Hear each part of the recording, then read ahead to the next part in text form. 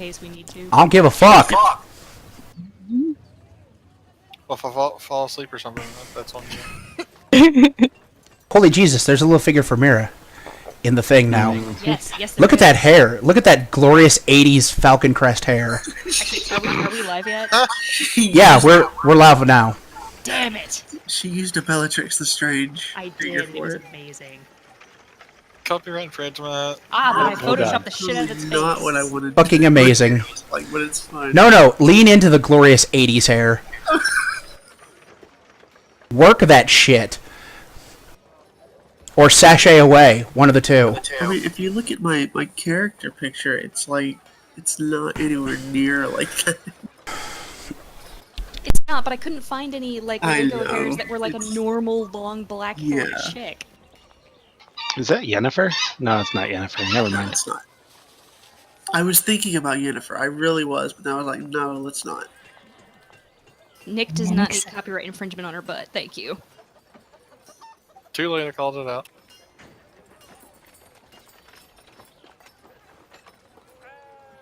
Exciting. So how's everyone doing tonight?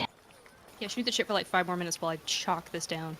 Alright, no problem. I'm good. I'm just about to go tackle my dog because she's going crazy. Oh no. I just got back from walking outside. I'm a little cold, but I'll warm up here. Yay. It got to be above freezing today. Dig that shit.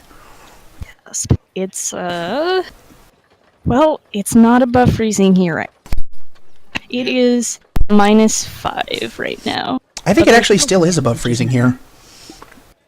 Yeah, for you. Looks like it is.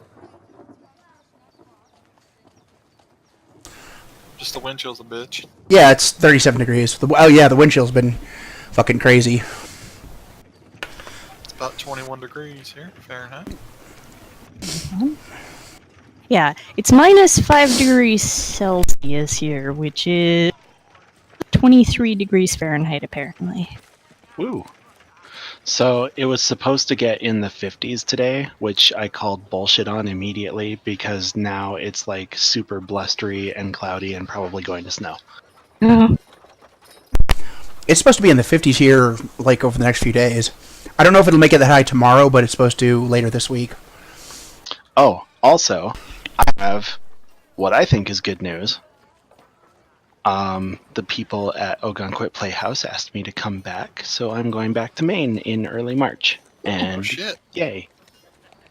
Have fun driving. Oh yeah, right? It'll be the best. Awesome. Be sure to smuggle lobsters out to us. You know, I'm gonna say it again. Lobster is not all it's cracked up to be. I would rather have crab. Lobster is amazing. Also, I made a pun. Sorry. Why are you sorry? Cracked up to be. Yeah, I get you. Yeah. I'm trying to tone down the puns. I've recently been shunned by several people for them. Well, What kind They of suck. assholes do that? in my D&D, I expect them. Okay. Well, Shaharium doesn't make them, but the player does, so I will make an effort. Oh, Romark, you missed an opportunity. Should have made a punny character. Should have done it. It's fine. That's So, almost overdoing it, though, I think. That, kind of a and little if it's bit. No, go ahead, sorry.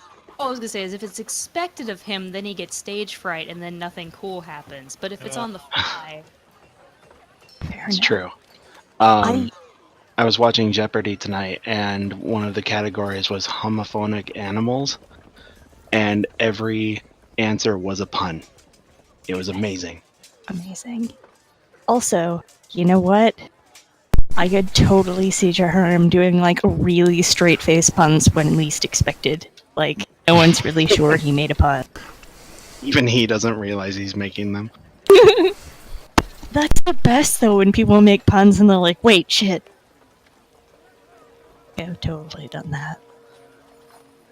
alright, my food is gone. I am ready to go. Alright. Alright, let me shoot this intro and then we'll get started. 20 minutes late. Go me! Get it. Get after it.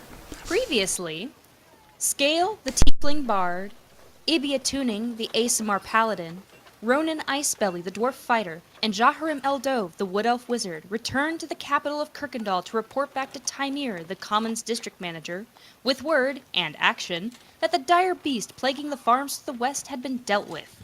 Taking their proof of deed, they visited the Union Guild Hall to receive their payout. Now, with coin in hand, our adventurers finally had a chance to visit the various shops and lively characters populated the capital. And, as a ship pulls up to the harbor, Miralith Silinar disembarks into the capital of Kuykendahl.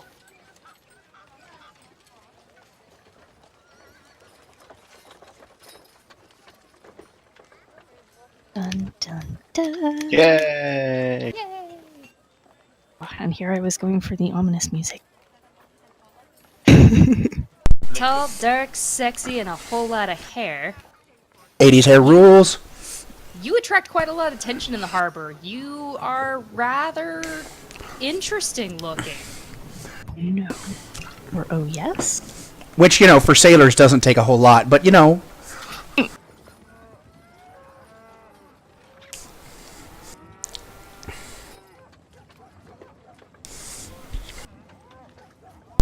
Mira? You Oh, is that me? Well, yeah, you just got the intro. I mean, ego. so much pressure. Yeah, that's a lot of pressure. You want me to just railroad this? Yeah, if you want to. I'll just Okay. wait until we get to the alchemist shop to actually do anything. Player permission. Railroading this shit. Alright, you collect your things from... active time one event of- button hit. Yes, exactly. Skip button. Okay. You collect your things from one of the dock workers, and everything's there. Everything you had come on the boat with. Nothing's missing. They haven't touched a thing. They promise. You make your way through town. You've actually been here before, once or twice, passing through. It's a big trade town, and you're a busy lady. You've been through a couple times, so you know your way around.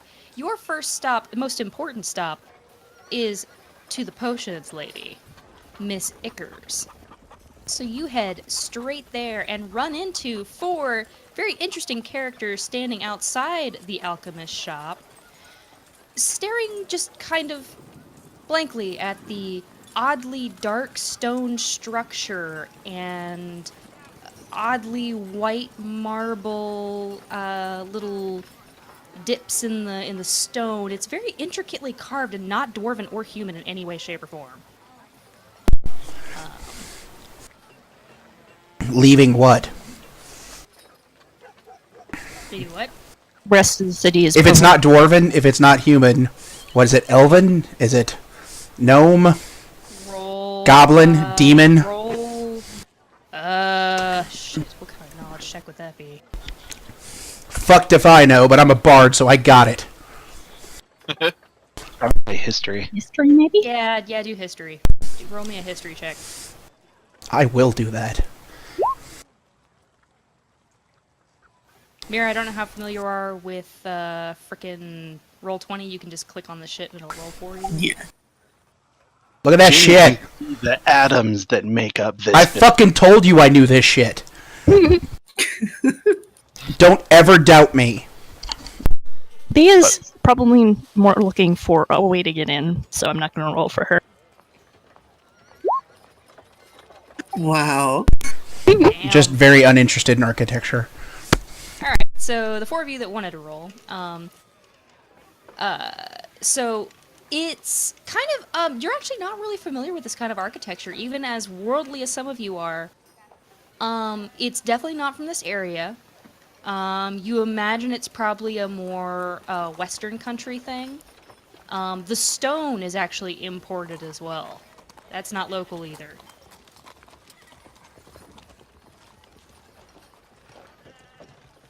And I think the stream is super behind because it still hasn't switched maps for me. Oh no. Sometimes if you're lagging behind. It might be. It does that sometimes. Start it. Yeah, sometimes there's like a 30-second delay. I mean, I have Sometimes it set on my settings to minimize the delay, but I can't do anything about, like, if the internet's just being bitchy between me and Twitch or between you and Twitch. So Sometimes Oh, if yeah, I'm really sure, I behind am not refreshing on it, will bring Wi-Fi. me up to speed. So I don't know if that'll help you guys. Change the resolution to something lower. That helps catch up quick. Yeah, I just restarted it. Okay. So yeah, that's the thing. So that's all about all you can get from it. Mira and Feast, roll me an investigation check. okay.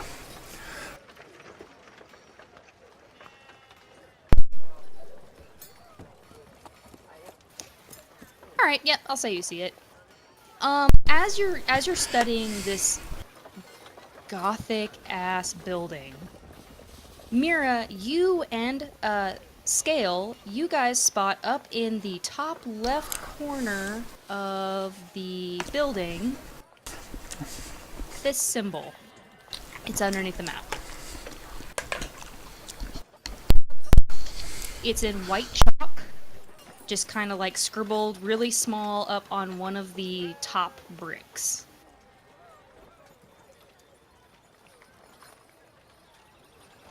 And you have a document. Yep. I totally almost made a wrestling reference, but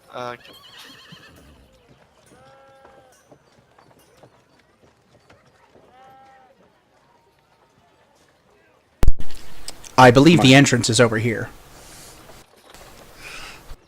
All right. But the entrance to what? No, the door to like the alchemist shop is very plain. This is something that's like up in the corner in chalk. Oh, well, never mind then. Right. Well, if the door is very obvious, MB is probably gonna go up to it and open it. Alrighty. Once again, with the stereotypical thing of almost all the shops in Kuykendahl, bing, ling, ling, ling, little horrible tin bell sounds as you open the door. Sure thing. She's gonna, hold it open for everyone because I'm Canadian and we just do that thing. It's seeping through to the character. Oh no. Jaharim waits for everybody else to go through and then closes the door and opens it again just so he can hear the bell sound once more. I start deporting brown people because I'm American and that just bleeds over to the character. Oh. Too real? Sorry. Okay, I'll go in the door. Okay, as you guys enter, I apologize. it's not dank in the sense of like a cave, but it does seem like there's like... It's dank as in the sense of bong rips. Oh my god. No. No. God damn it. No. Rona asks, "What's that smell?" I'm gonna stab all of you. It's a fucking alchemy shop. It could be. Who knows? Anyway, no, it's kind of dark because there's thin shrouds draped over all the windows from the inside, so it kind of gives the shop kind of an ambiance of dreariness. But you get the sense maybe the alchemists themselves just kind of likes it dark. Are there lights on in here? There are a few lamps, but they're very dim. Lava All right. lamps. B is gonna be like, Going to stay. hello? You open in here? You hear a small kind of like sounds coming from a back room. Some stuff shuffling around. A couple boxes. A lizard folk pops out from the back and comes to the counter. She's fairly tall. A female iguana lizard folk. Yeah. Hello. How can I be of service? Please tell me Star is watching right now. Is not. Oh no. But Watch it on YouTube. yes. Actually, Lizard. I didn't know this was happening. So I'm gonna do that real quick. But yeah, somebody talk to the lady. I'm gonna go do things. Aren't you the one who wanted to come to the alchemy shop? Yeah, this is your fucking. What? Wait, what? Was I the one who wanted to do Jaharim that? and Mira, actually. Okay. Okay. Well, Let's- Mira, you do your thing first. I'll try to remember why it Or was. Jaharim, or y'all who came here with an agenda. I just want my fucking sword already. I mean, from my axe. Okay. Jaharim approaches the lizard woman carefully and kind of eyes her curiously and asks, "Yes, I was wondering if you have any simple potions of healing." Of course. What kind were you looking for? Nothing particularly fancy, just something to keep on hand in case you need it. All right, let me check my stock. And she darts into the back for a hot second. While I totally don't look up the price of healing potions because apparently I forgot to pull that up. Oh my god, Nick, why do you forget everything I need? God damn it! Failed Basic again. one is 50 gold, the next one up is 100 gold, the max one is 5,000 gold, and those are the only ones I know. If she says 5,000 gold, I'm shooting her in the face. Well, that's the, like, highest one available. No, I know. Oh my god, I do not want the Roll20 Compendium one. Fuck off.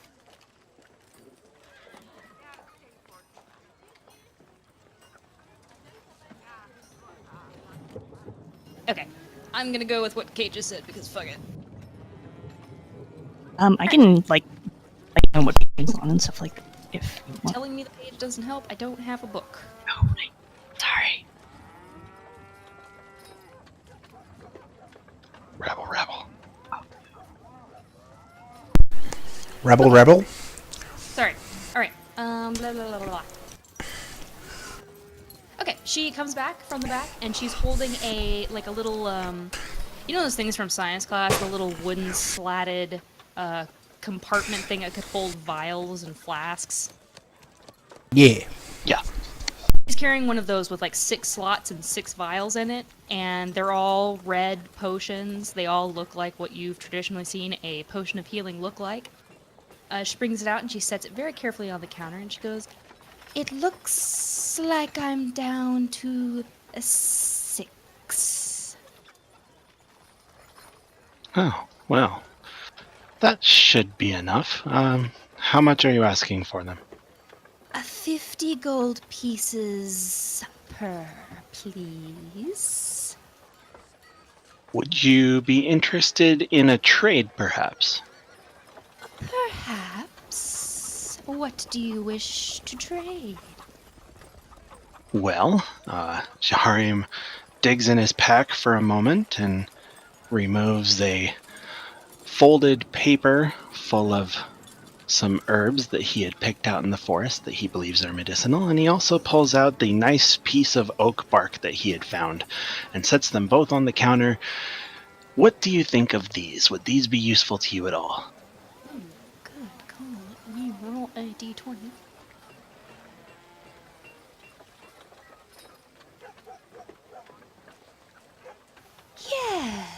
Yes, these are useful.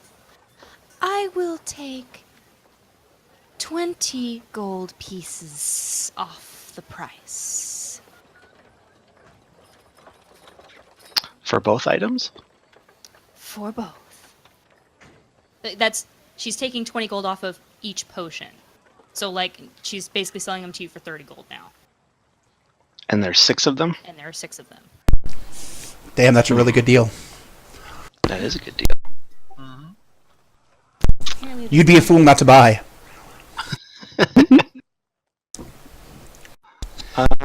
Yes, I believe we can make that work. Perfect.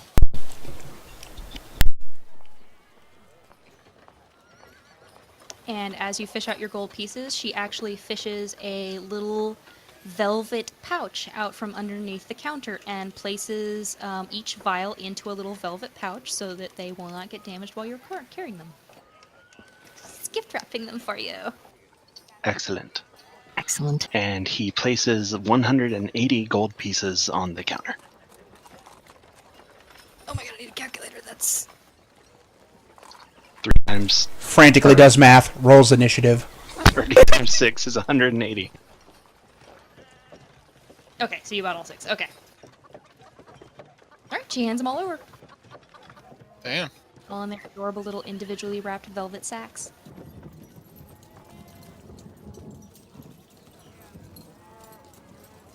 While you're doing this transaction,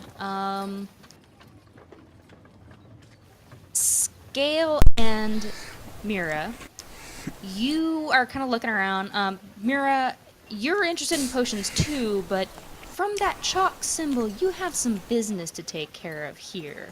What with your background and all. And you're interested in that.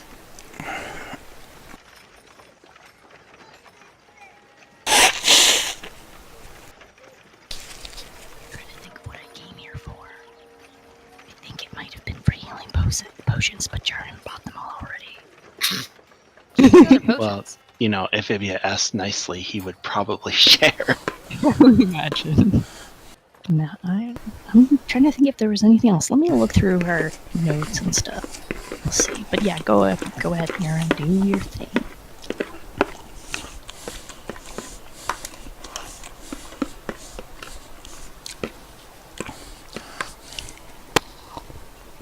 Do you have yourself on mute?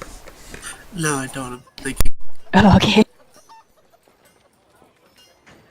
I'll tell you what. Roll me a quick investigation check. Both of you or only one of you, whichever one is interested in the chalk symbol. Oh, not me. Okay. Sorry.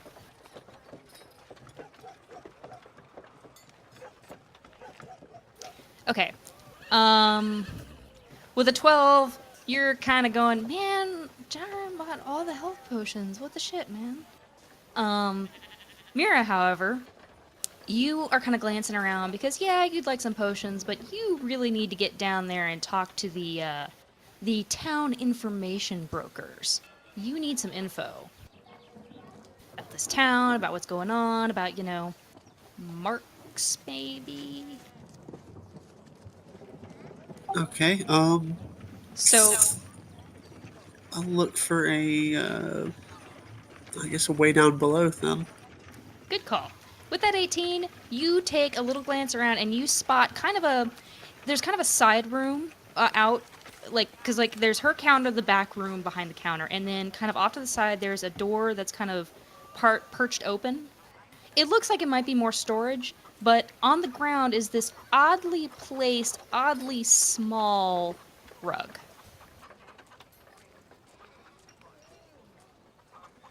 Okay, I'll go over and lift up the rug. All right. It's trapdoor. Man. Oh boy, I opened the trap door. All right. Roll perception, everyone else, for the creaking trapdoor. God damn it.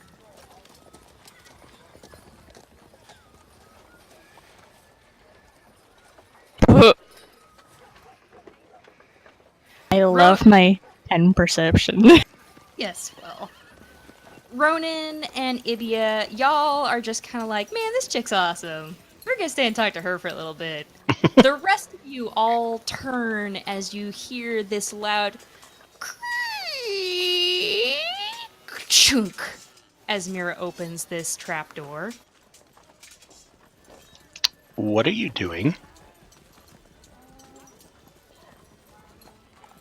It doesn't concern you. Acres is straight up not looking. Like she's gone back to whatever. She's like cleaning off the counter. She's paying it no mind.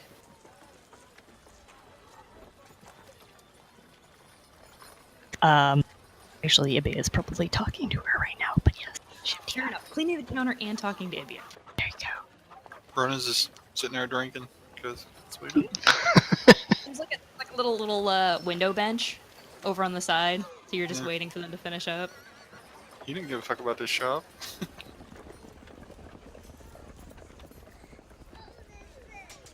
I remember why I wanted to come here now. That's why Ibia is talking to her. But yes. We'll drop them into this trapdoor and then I'll. No rush or anything. I remember. Just let you know. Okay.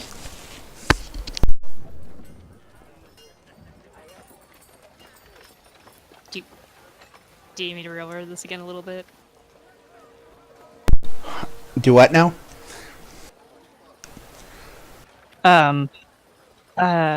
Mira's going through a trapdoor and remark to her and ask, No, I get that. Yeah, and then he said, "What are you doing?" I said, "It doesn't concern you. Turn around." Can I roll for persuasion there? You would need to roll intimidation. Oh. Scale has appeared to not notice. Damn. All right. Then Romark, you would roll insight. I think. Oh, fuck. He ain't taking your shit. God damn. Jaharim does not know the meaning of mind your own business. He is a curious fellow. Yes, he is. Mira, you just shrug. You're like, fuck it. I mean, whatever. The information brokers can deal with it. Their problem now. You're gonna hop down in that trapdoor. Yay. Alright. You hop down. There's actually a very nice ladder. You weren't expecting from that trapdoor being so creaky, you weren't expecting the ladder to be very nice. It's actually really well taken care of, polished, good quality wood. Alright, I climbed on the ladder. Okay. As you hit the bottom, it's actually not wet, considering how far you climbed down. It is a little musty, a little cavey, but not too gross, considering. There is a series of lanterns that go down a corridor to your left. And I'm assuming you're going to go there, and then if Jaharim and Scale follow you. Yeah. I got Aaron would follow her down. I'll like kind of catch Jaharim's elbow for a second, kind of shake my head. No, I got this. You don't want to piss off the people who are down there. I will say low, in a low voice. Jaharim's just curious. I mean, Jarim kind of stares at the tiefling. Alright, I'll let you handle it. I was waiting for you to go, I do what I want. I do what I want. Fireball. I will wait a little bit to let nifty 80s hair lady get a little ways down the ladder and down the hallway that I'm assuming is down there before I follow along. I will follow along at a distance, somewhat, stealthy like. Alright, roll me stealth. And Mira roll insight. Or not insight, perception. Okay. Whoops, wrong one. Wait. Oh, God. I have no idea Ooh. you're being fun. Nice hallway. These are some really nice lanterns. Damn right. How do they shine light? Scale is far sneakier than people would expect. Alright, real quick, we're gonna assume that you waited enough time, you drop down. Again, really nice quality ladder. Nice, not, gross corridor that you follow down. There's only one way to go when you get down there, so. Right. And before we jump down to y'all, we're gonna jump back up to the shop people. Oh no. What did you want to buy of you? Actually, I remembered what I was going to talk to her about. The people outside the city. Alright. They wanted to get some stuff. I think actually a healing potion was one of the items they requested. That's why Jarian bought them. Okay. But yeah, in addition to that, I think they wanted mending kits, and I'm not sure if they mean medicine kits or if they mean for mending clothing. But I am They gonna. mean the ones for mending clothing. Okay. Yeah, like She is darning kits. gonna ask the alchemist lady though if she has any more mundane medicines or where that might be available in the city, like just poultices made of leaves or whatever. Leaves.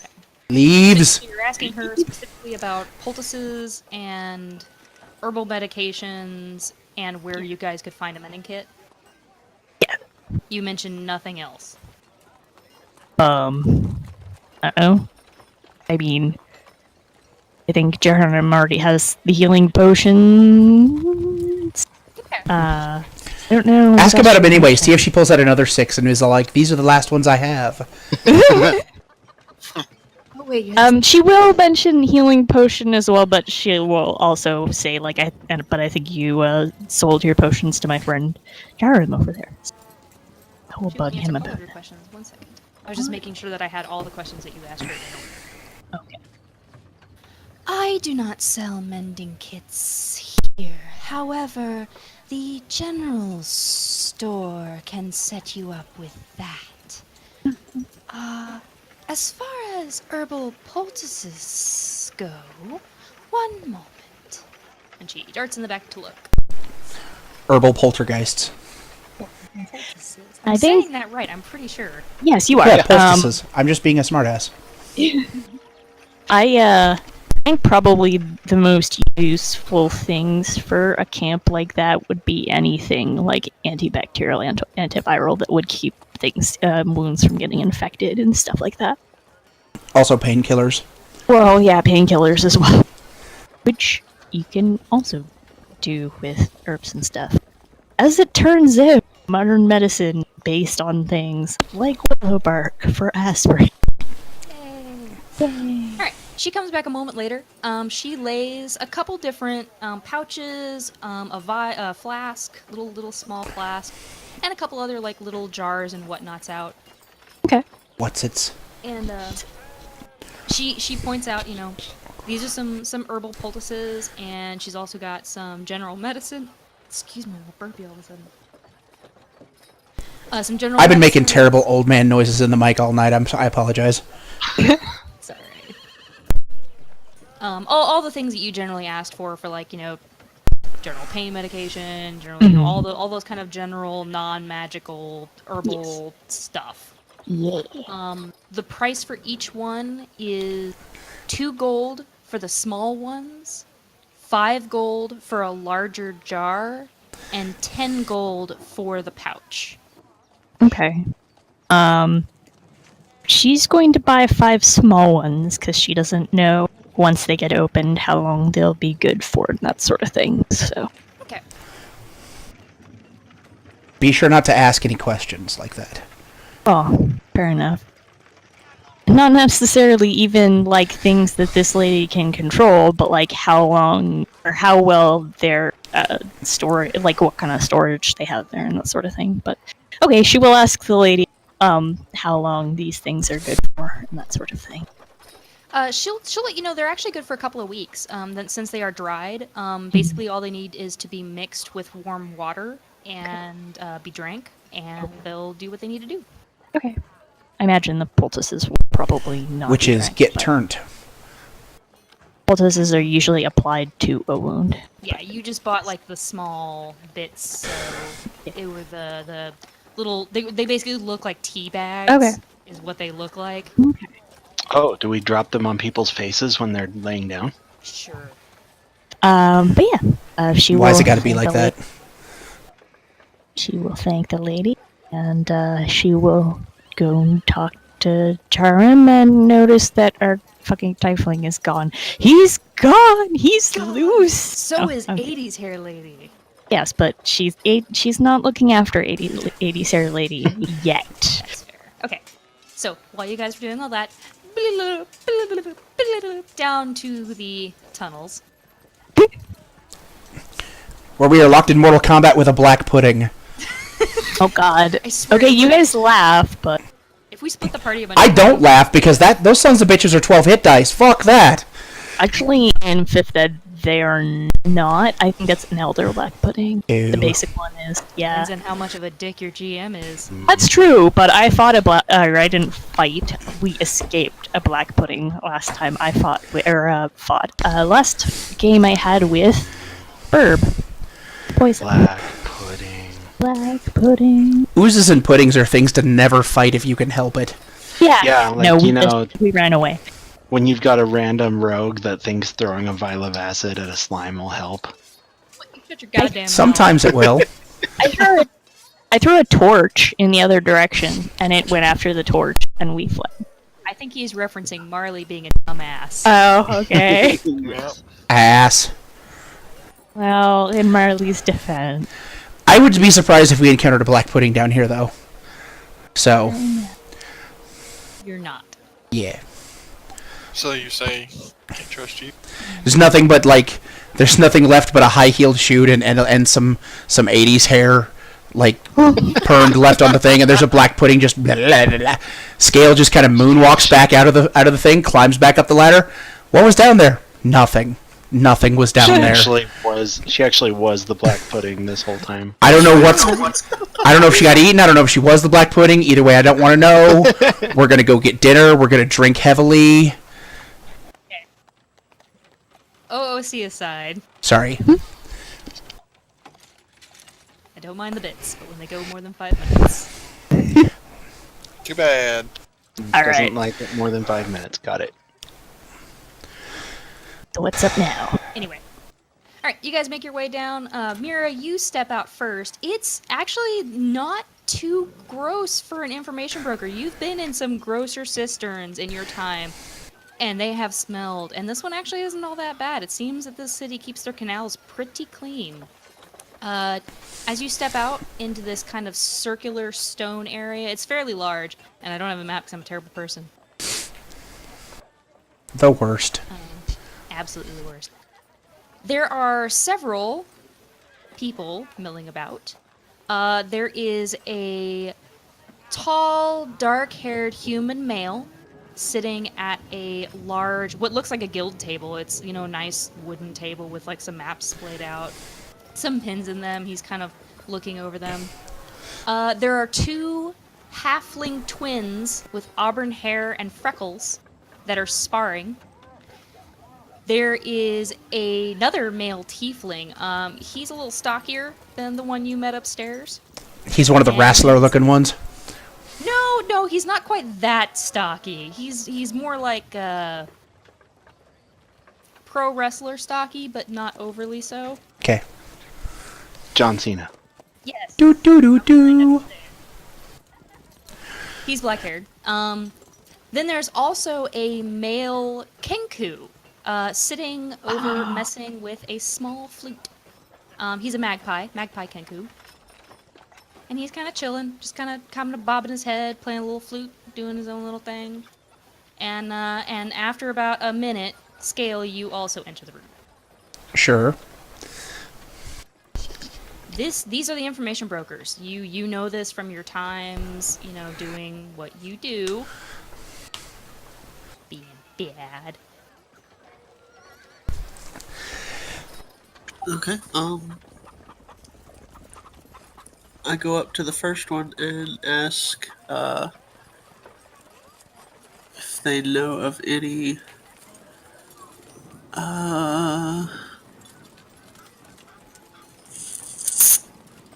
anything strange going on. Alright. He glances up. He's got some pretty vibrant green eyes going on. They almost don't look human.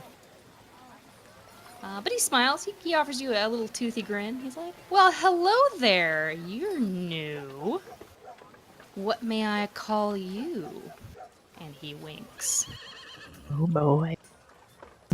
Yeah, never mind. Walks over to somebody else. Sad. What was that, Mira? I look him up and down and say, you can call me not interested. He actually laughs. He laughs at that. He goes, oh, sweetie, you are not my type. I meant your name. Ooh. Oh man. It's Myra, she says shortly. He nods. Are we he pulls having out a- like a really gay sass-off over here? Is that what's happening? Okay, so that's all. He's only into aberrations and constructs. And you best respect his life choices.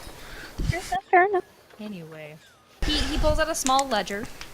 It's a black bound, like big ass book, and he turns it to you and hands you a quill, and he goes, "Please mark the book."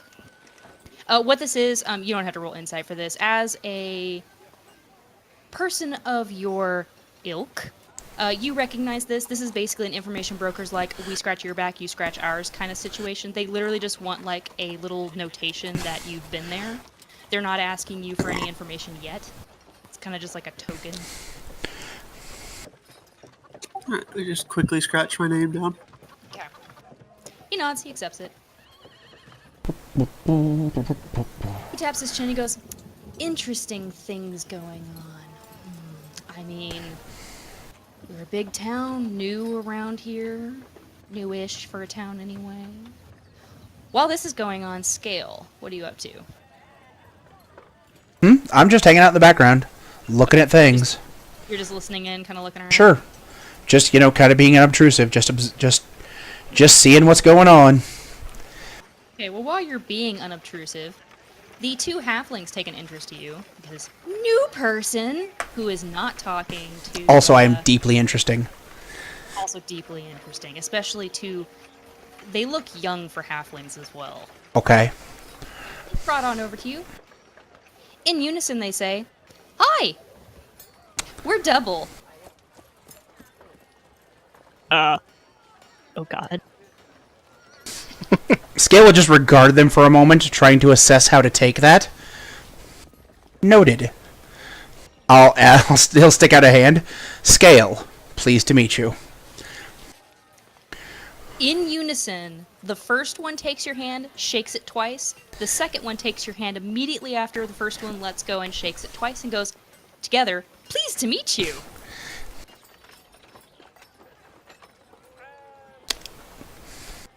So, what do y'all do around here? Oh, us?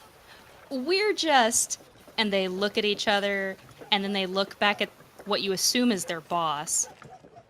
We just, hang around, listen in. Freak people out.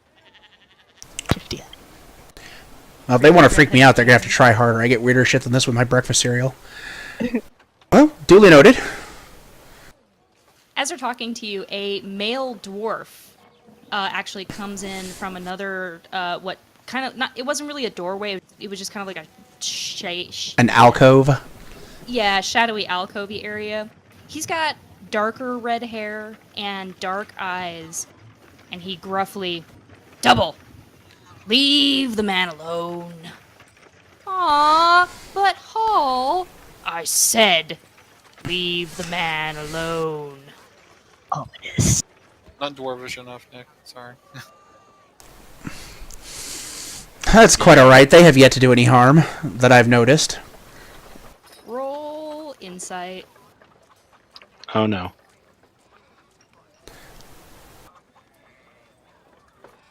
One of them's got his hand in your pocket.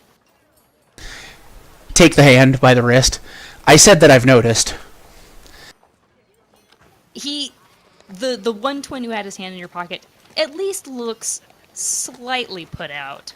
And he takes his hand back and he goes, they both in unison say, "Well, you're fun. Bye now." And they run off to another alcove. Okay.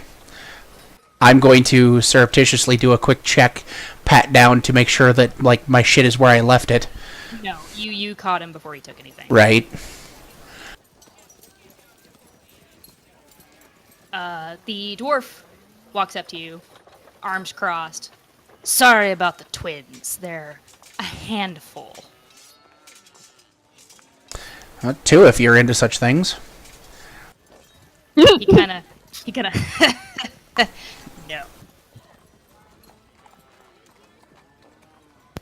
He gruffly extends a hand. "Hull Fireburn. And you are?" Scale. Pleased to make your acquaintance. He takes your hand, shakes it once. He goes, "Ya new in town?" Relatively. He He gruffly points out the Kenku.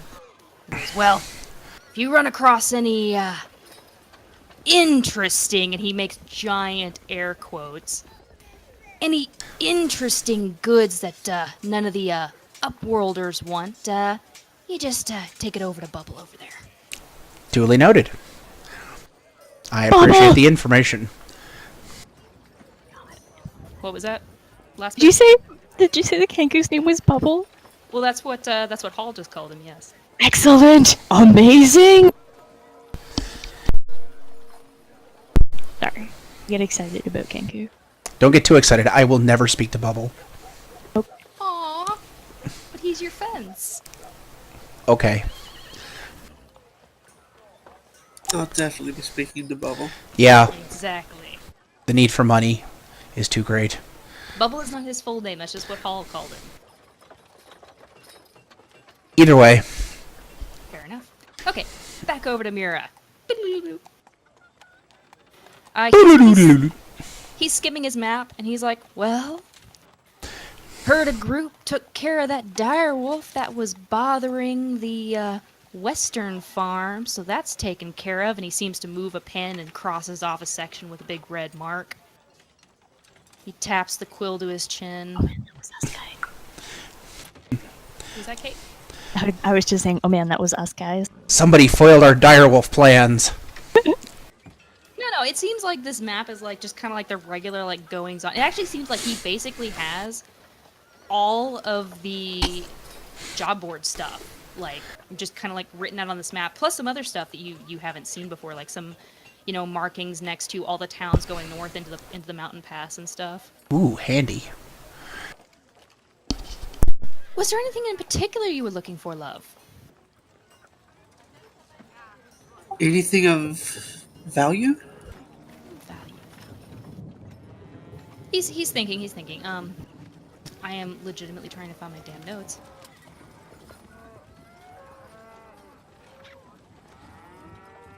Where are my damn thieves guild notes? I know I put them here somewhere. Here we go. You've skilled, huh? Well, information brokers in this town. Shifty eye. Okay, he actually says, well, I might have some information for you, but you need to give me some information in return. That's how things work here. Alright, what do you want to know? He's gonna ask some general information about an area you're familiar with, more to the east, much more eastward than this particular area. You know it. I'm just gonna go ahead and say, like, whatever he asks, he already knew you. It was like some general information about a noble, a well-known noble in the area. Just because we didn't exactly get time to build a backstory for you, so I'm just gonna say you knew all this. Okay. Alright, so you give him his information. He's like, alright. Well, there has been some talk. Can I ask a something- question? Are you If us- asking OOC Like, or yeah, you- no, like out of character game master question. Assuming I'm close enough to hear any of this, You are. He's not being quiet. okay. Did he just go in and start asking questions that Mira had the answers to, or did he fish around for a bit first? Did I get the impression that he knew who this person was and knew what what information they had to give over? For the purposes of the fact that I only had a day to help Mira make a character sheet and kind of duel up something to get her into the campaign, this is all out of character, Okay. we're going to assume by her dress that this guy seems to know basically where she's from. Okay. He had questions about about places that she would have been considering what she's wearing. You assume he must have recognized the material her dress is made out of. It's not a common one to this area, so... Okay. It may or may not be relevant. It's just a question that occurred to me. I apologize. Please continue. Out of character, this is literally just me railroading Mira into this party. I'm sorry. That's fine.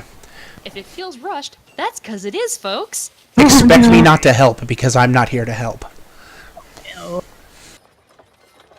Anyway. Maybe I'm here to help. I don't know.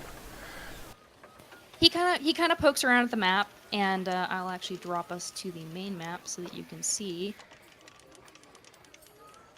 I grabbed the wrong thing. There we go.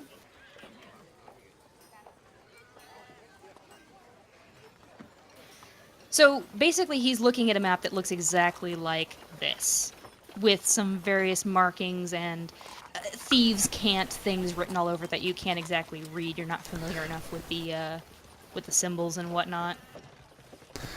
But he's tapping a few places. He taps over at West Hollow, and he says, well, there's been some tell of some interesting things going on over there.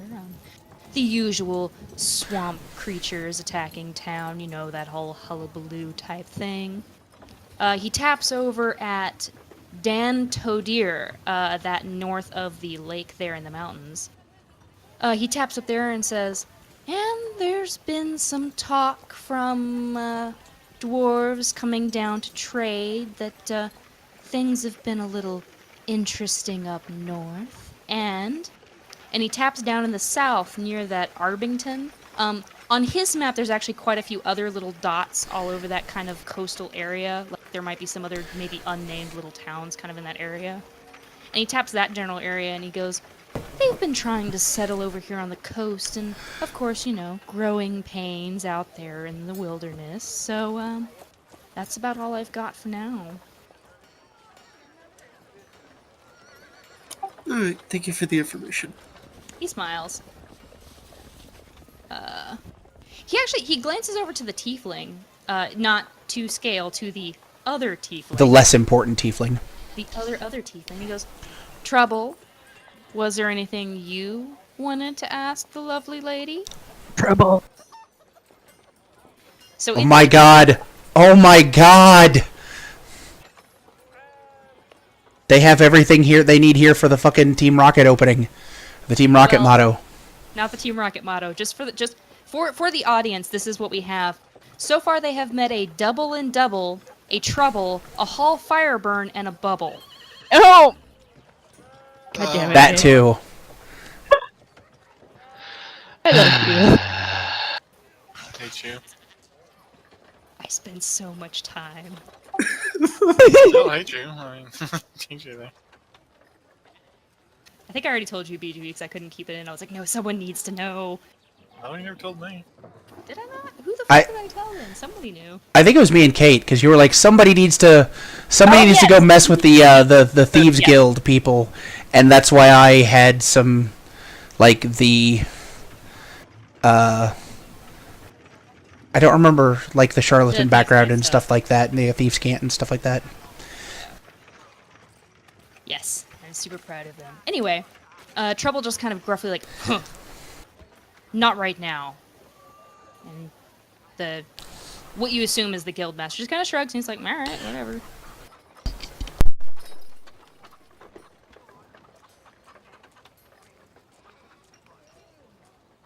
Okay, I guess that's all I needed to come here for, so I'll turn around and head back out. And I'm assuming I'll notice Scale. I'm not hiding or anything, so probably. He's just standing in the middle of the room. Glowing slightly. Oh. I am a quest item. What?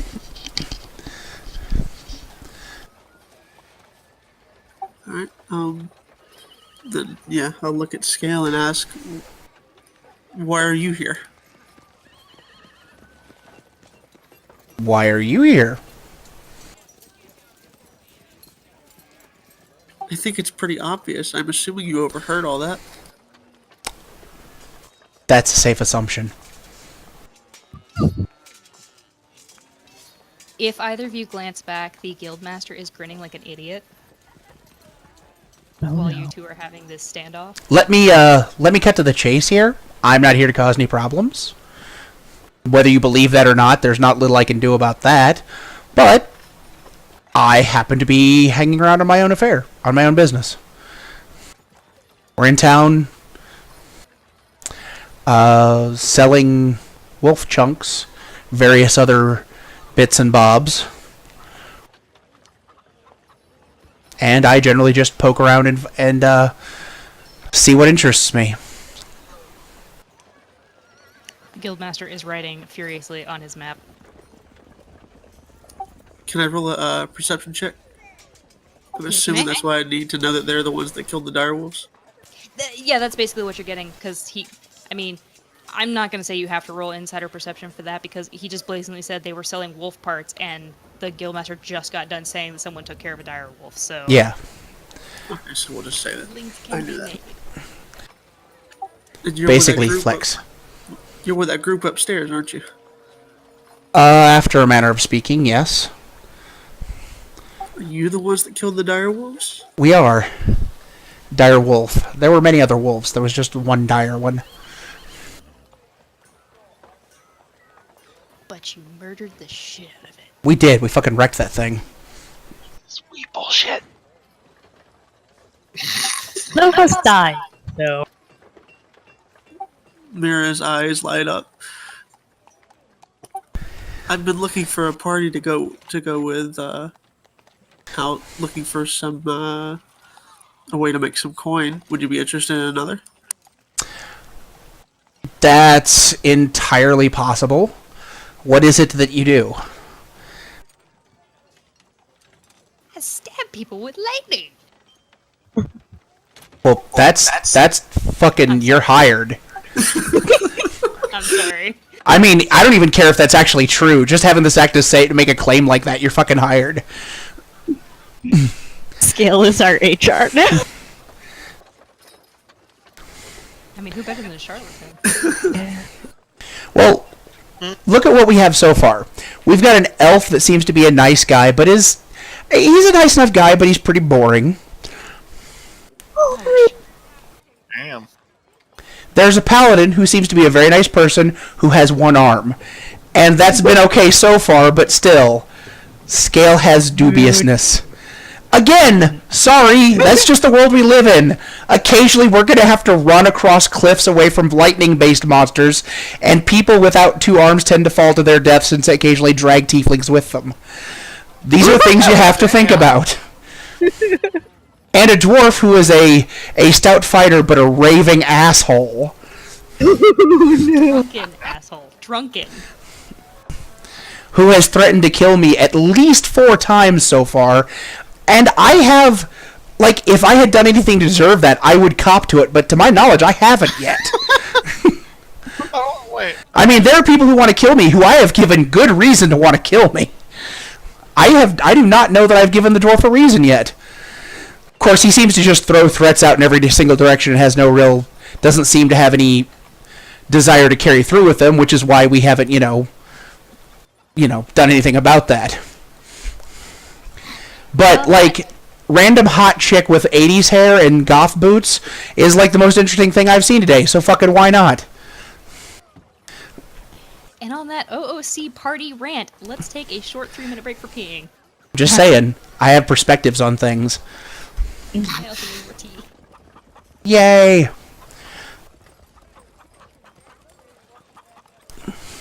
Seriously though, what would Mira say she does? Would she say she punches people with or stabs people with lightning? I think we're taking a break. Oh, okay. Yeah, what is Mira playing? Myra in there. I don't know. Well, I'm assuming there's not going to be an answer in, like, here's my character sheet. But, But, Jerem could say, I do magic, I'm a maid. Sure. And Bia I'll could say say, I stab people.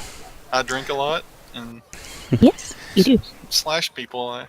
He hits things very hard with an axe, and he stands between me and meaner things. And I'm okay with both of those activities.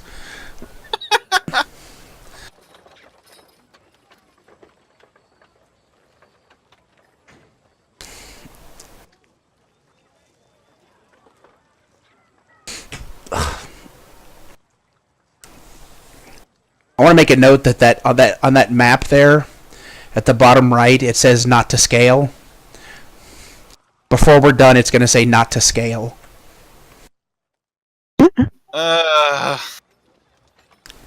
That's right. Romark, someone's taking over your pun gimmick. I know. But it's okay, I guess. Oh.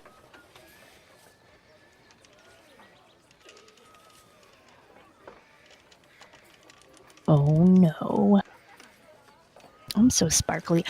I didn't tell you guys, other than Jin. I am extremely fucking sparkly tonight.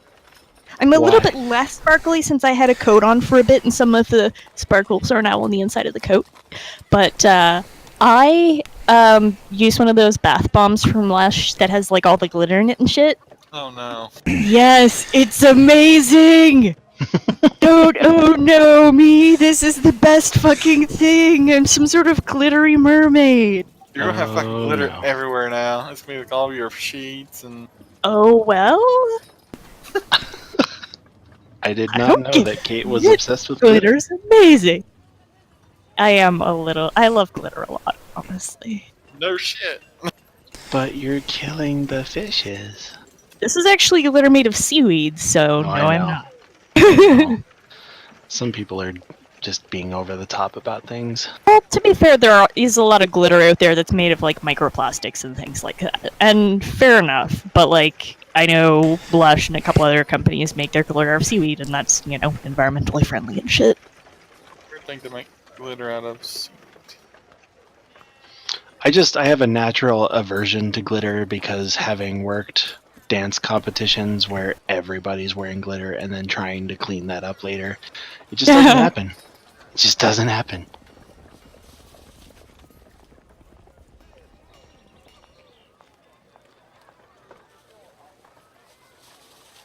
I'm back. Sorry.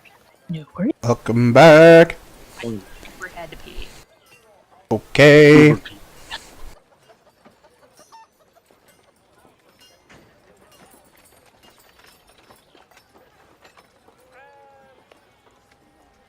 Is everyone back? Yeah. Heard nothing from Myra yet. I'm back. There you go. What is it that you do?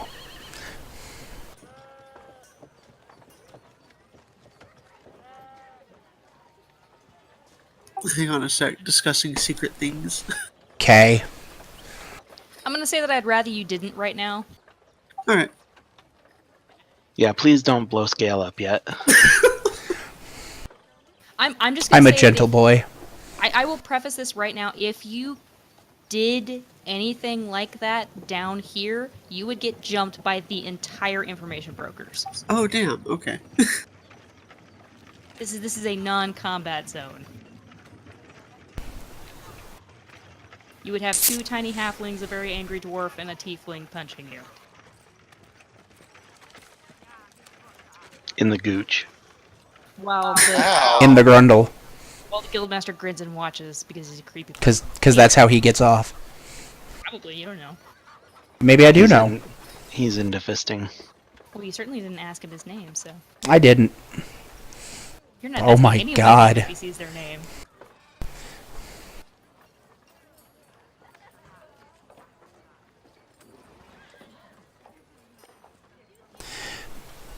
It's true. I'm kind of bad about that. I apologize. Oh, All right. Well, since secret things fell through, Secrets.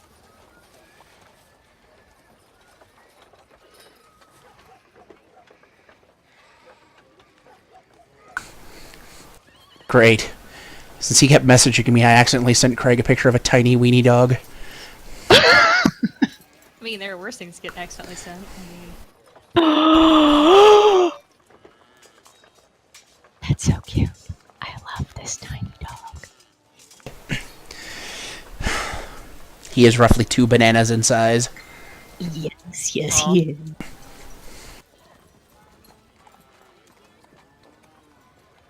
okay. there are many things I can do, but this probably isn't the place to show you. That's the best offer I've had all day. I meant it exactly like that too. Not like exactly like that, but I wanted someone to take that the wrong way. Scale takes everything the right way.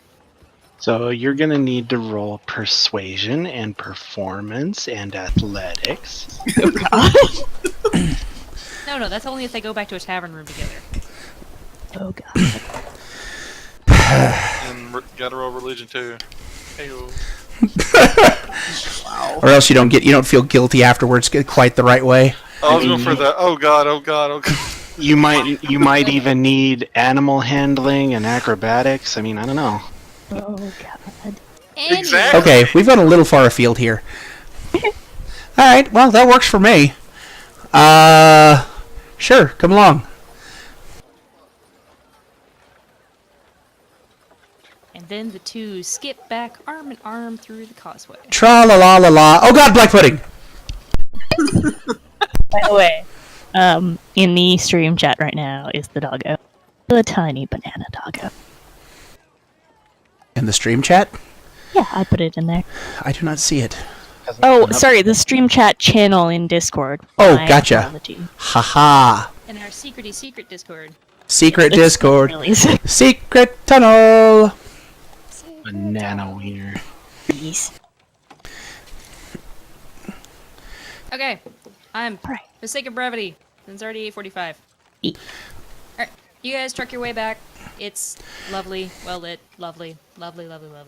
Get back to the alchemist shop, climb back up the ladder. Scale, of course, going first because he's such a gentleman. He's not going to look up a lady's skirt Yeah, right. yet. There's a time and place for everything. I bet Mira would be okay with it though. Yes. Alright, you guys make it back up. The rest of you were having a lovely conversation with Ickers and talking shop about herbs and stuff you can find around here for you, Jaharim, and Ibia, just kind of general talk about medicinal stuff you can find around here and whatnots. Okay. And as Mira and Scale reemerge from the trapdoor, Just kind of float out. Oh. Oh, with less glowing and, like, you know. Never mind, sorry. I don't know, but what if we want more glow? You have to give me a lever or two. Okay. Actually, no, with thaumaturgy I can pull the glowing off. Fair enough. Would we need to see them come out, or are we just leaving the shop and we're good? I would assume you saw them come out. I mean, they're not being subtle. Okay. They did not roll stealth checks, nor did they tell me they were, so nope.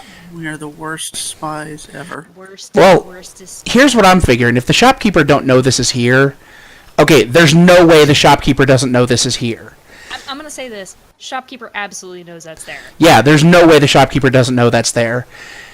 Like when Scale opens up this thing, he'll like peek around the room to make sure there's not extra people in the room that weren't there when he left. But like if it's just the group and the shopkeeper, then yeah, he's just gonna come out because Jaharim already saw this. Like I already am gonna have to explain some shit. So like, fine, it's done. Whatever. Yeah. Alright.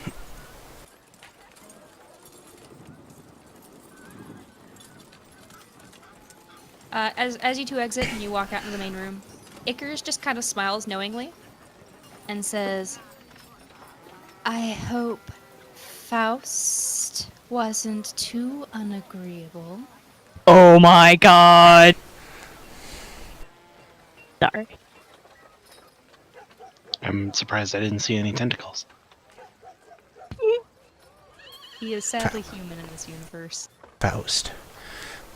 Okay. So, by assumption, you assume that was the guild master. Sure. Because everybody else introduced, I heard a name for. By process of elimination. Everything's fine. Okay. You say anything to Ickers, or do you guys just pack up and... If the party appears to be done with their shopping, then I'm okay with leaving.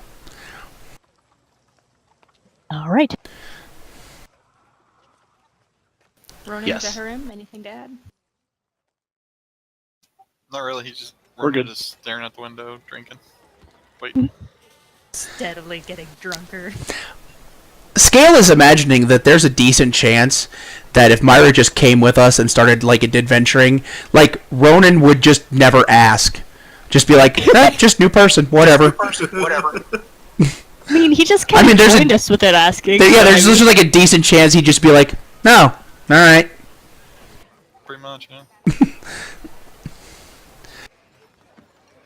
When we get outside, I will make introductions. Okay. You're outside.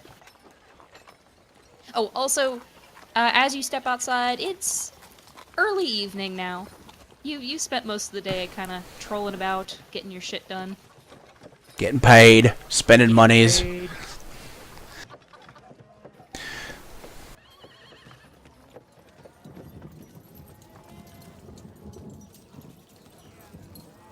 Well, folks, this is it Myra? Mira. Mira. Okay. This is Mira. Was looking for a group with which to sally forth and earn some coin with. Mira, this is Jaharim, pointing at the elf, or indicating the elf. Ibia, Hello. indicating the one-armed bandit over there. And Ronan, Ronan I spot him. greets. Ronan drunkenly greets. Frost Grundle. Yeah. What? He really greets her and offers her a drink. No, thank you. I like to keep my mind clear. Ronan finds it hilarious. That's a shame because I just took some mushrooms, so we're just gonna see how this goes. Can I do an insight or a perception or something if there's anything odd I would notice about her? Sure. Just Which look way? at her. He's curious. And also odd compared to what would be my question, but do what you need. Roll your things. Maybe Jerry hates 80s hair. You don't know. Possible. Did you just call Jaharim Jerry? Yeah, That's maybe nice. It's been since the We're first doing this in the day. first episode. Oh, okay. I'm sorry. No, it's I'm fine. singularly unobservant. I was gonna say you can roll insight and then Mira can let you know what you see, but Well, I just meant like if there was anything on her that would give a hint at what she did or anything like that. Oh no. Boopy. There might be. Would it be insight or perception? insight. Okay. There's a really bad dog flu going around the U.S. That's random. Does it turn people into dogs? No, like dogs getting sick. Eh. I don't have a dog, so I'm cool.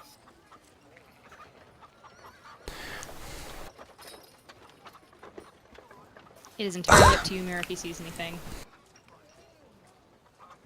Whoops, I didn't mean to click that. Spoilers! I didn't mean to click that. Yeah, if you want to look at what it does, hit the gear when it pops up on the side. If you want to cast it, then you hit the thing. I wanted to make sure I wasn't going to use a component up.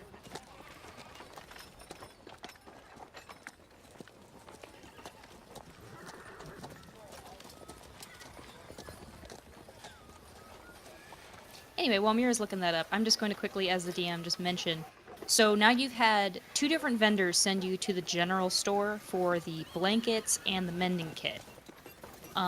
That's going to be the first building towards the merchant district that I've put a square around. Okay. The second one, which is farther north, is going to be the tavern that you were sent to. Okay. They are right next Perfect. to each other. Before they head out, Jahariam gathers everyone around and says, "So I bought all of these healing potions, but obviously I don't think I need all of them. I was planning on giving them to each of you." And then the remaining one to the caribou, but yes. Yes. Hands over a potion, stabs in chest. Hands over a potion, stabs in chest. Yeah, Mia will nod and accept a potion if Jaharim is handing them out. As does Ronan. He will give them to whoever accepts one. Sure. Alright. Why And then not? for those of you putting them in your journals, that is a 2d4 plus 2 healing. Yeah. So, assuming everybody takes one, Jahariam now has 2 left. What was the roll? The thing again? 2d4 plus 2.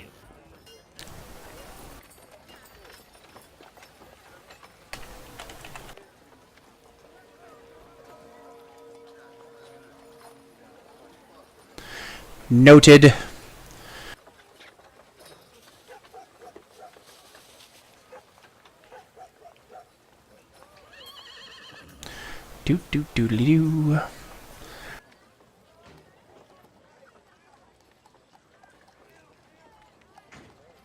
Okay. Anything else, or are you guys heading over to the Commons District? Jar rolled insight to see what was yeah. up with Mira. Go ahead.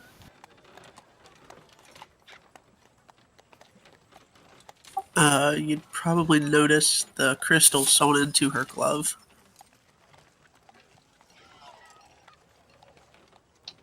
Jahariam just nods and gives a smile to Mira and says, "All right, let's keep going." Alrighty. For the sake of brevity, the 5 of you go up to the Commons District and you pop into the general store. It is a normal dwarven-made looking building, very light and airy. It's a general store. It's full of all your general adventuring needs. Yay! A peppy dwarf greets you as you walk in. There's no bell, but unfortunately. Does he have a prize for that? What? Does he have a prize for that? The Nobel Prize? No. I was going to ask if his name was Lepew, but Nope, it's a young, light auburn-haired, so kind of almost strawberry blonde. Auburn hair and beard, and he jogs up, and he's like, "Hello!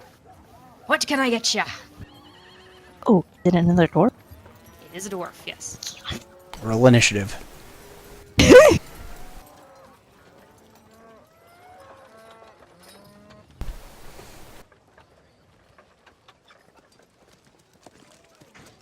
Jahariam casually mentions to the group, "I'm afraid I spent most of my gold on those potions. If somebody wouldn't mind What? getting some blankets."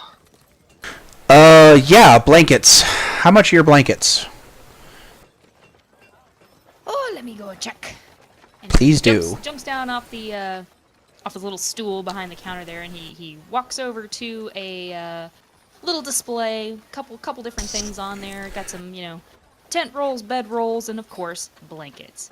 And he picks one up and he kind of holds it up and he goes, "Oh, I say about 5 silver apiece." 5 silver a piece. He has them? Okay.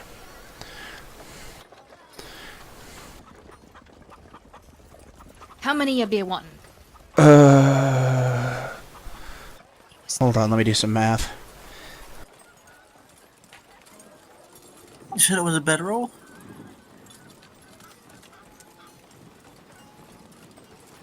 Did you say that was a bedroll that he picked up? No, blanket. Blanket, okay. We're looking for, or the dudes, the undesirable guys. We're looking for 3. They might not even still be there. But regardless, how many do you have? Oh, I got plenty, son. And he points. There's like 10, 15 blankets there. I'll take the lot. Oh, you're gonna buy all of them. Yeah. Nah. Fucking 20 blankets is 10 gold. I mean, Oh, that's not too bad. 20 blankets is 1 gold. No. no, It's, 5 silver. It's 10 silver to a gold here. Oh, my bad. It's okay. I'm still used to playing WoW. Yeah, I know. Just be glad we're not bringing up Electrum. Then you start bleeding from the nose. Fuck that shit. There will be none of that shit in this campaign at all. Fuck that currency. I'm not even sure why they brought that shit back. It never made any sense. No one ever used it or liked it. They're like, hey, we're going to put it back in 5th edition, because fuck you. You know what? It's called ignoring it because I'm the DM. Fuck my Anyway. pearls. Okay, go ahead and do the math in your sheet. You now have all the blankets. I'm gonna say there was 15 total. Okay, so that would be... that would be 7.5 gold. So... Sure. I can do math.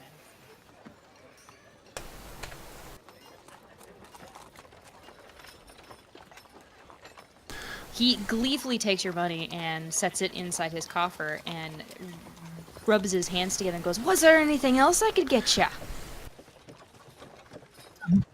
Yes. You sell mending kits here. "Absolutely, lass." All right.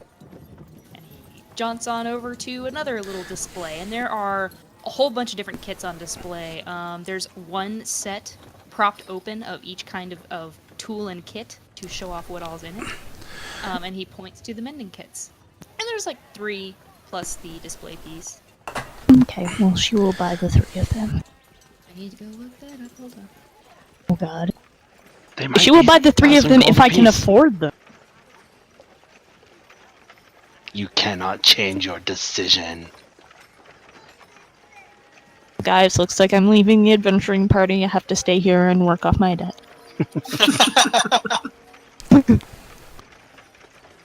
For what now?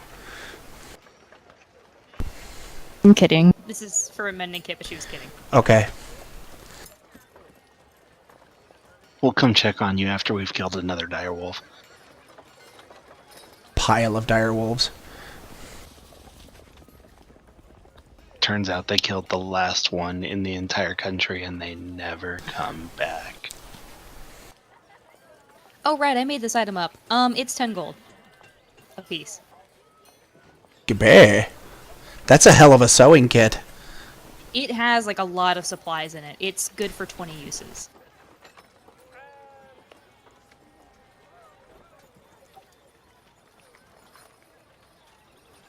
I will not make you buy all of them since it was that much.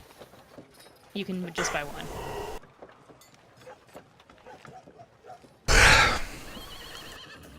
I think she fainted. Yep. Sorry, what? I Or she was chomping on eating popcorn. candy. I was eating popcorn, actually. Popcorn. Yeah. You didn't bring popcorn for the entire class. Well, I did, but I can't send it through the tubes. I'm sorry, I tried. You're The trying kits hard are enough. the kits are 10 gold a piece. I'm not gonna make you buy all of them because I didn't preface with that. Buy all of them anyways. Alrighty, so all 3 of them, that's 30 gold. Okay. Yep. I need 2 other things, and I'm not sure I could get them here. I need whatever the fantasy equivalent of a t-shirt cannon would be, because I intend to deliver these blankets at high velocity. Jesus. I may be making that part up. A hand cannon powerful enough to shoot a blanket would cost you at least 500 gold. You know, one of these days. Could it be a t-shirt ballista? Oh no, there's hand cannons in this. No, I know. I'm just wondering if the ballista's cheaper. It's just like people are at a jousting thing. Somebody wheels this big thing out, just fucking catapults an entire suit of armor into the crowd, with the logo of the local. Okay, that was funnier in my head. All right. Trebuchet would be better. You could send 90 kilograms of blankets, at least 300 meters. Okay. Also, what is the legality of recreational pharmaceuticals in this town? Which kind? Like the kind that you take and see pretty colors for like 4 or 5 hours? Alright, if you found some druids, they would be perfectly legal. If you buy them from literally anyone else, you're going to get funny looks. Okay. Well, Druids are the best drugs. Gotcha. I take back what I said. There's at least one reason to know druids.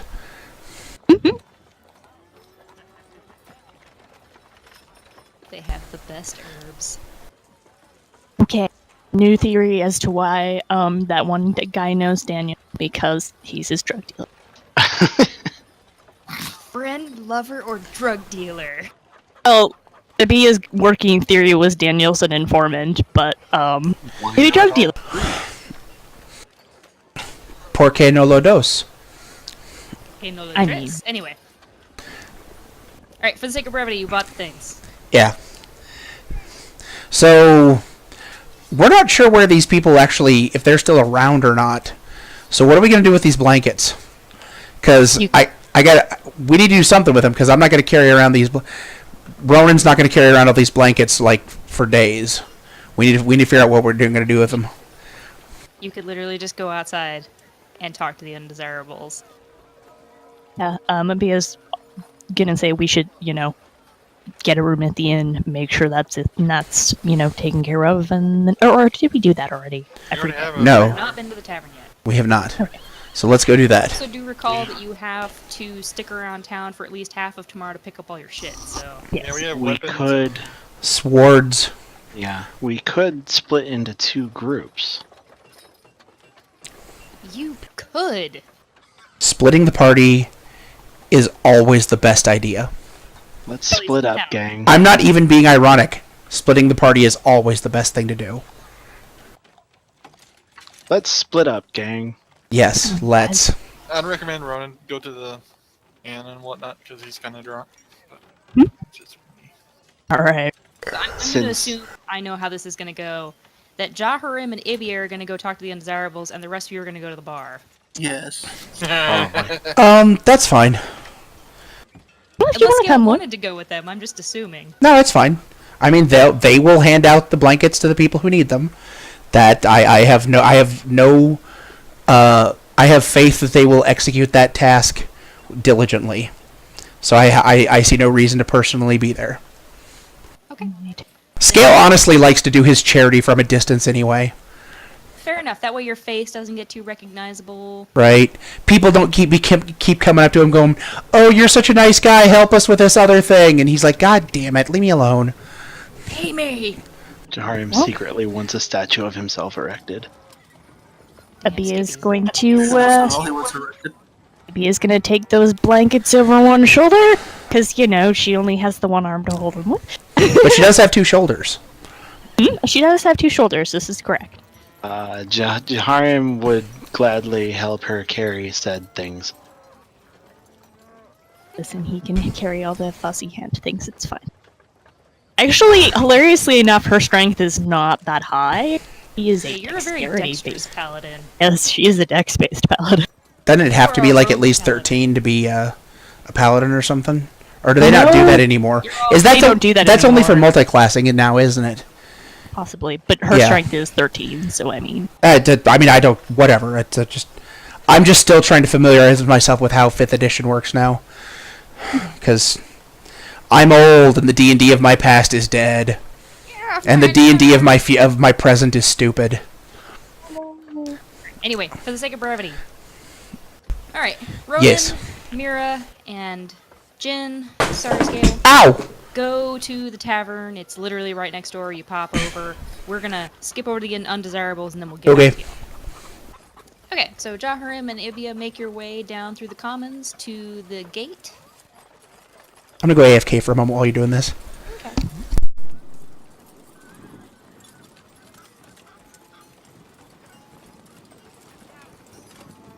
And, yeah, sorry, go on. Jaharim just kind of smiles as they walk and muses. This is far more than they asked for, but I hope they enjoy it. Bia kind of shrugs and says, well, if they don't want the extra stuff, I'm certain we can use it.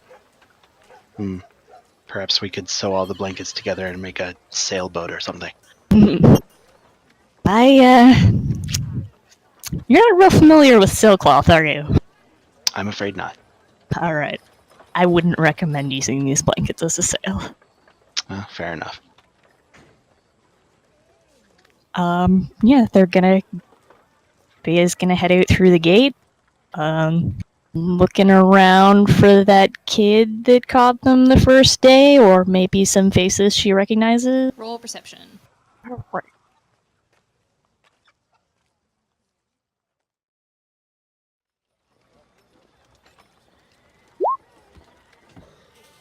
Alright. Ibia, you're just... it's not your town. It's a new place. Everyone kind of looks new, and you're not entirely sure if you remember what the kid looked like. She was just kind of in generic poor people clothes and whatnot. Jaharim, on the other hand, you spot the old dwarven lady that had spoken to y'all. I see the... Huh? Get the tea out. I did not hear you, sorry. Sorry, go ahead. Jaharim nods over in the direction and says, I believe that's the same woman we talked to the first time. Alright. Go over and talk to her then. Make your way over. And as you're walking through the tent town, like you leave the road, the main road, and you start walking into the tent town, people are looking at y'all. Like, the undesirables are like head swivel watching y'all with all this stuff you've got. And the fact that you've stepped off the road, they're not hostile, just kind of like checking y'all out. As you garner attention, the old lady turns around because, well, everyone's turning and looking at something.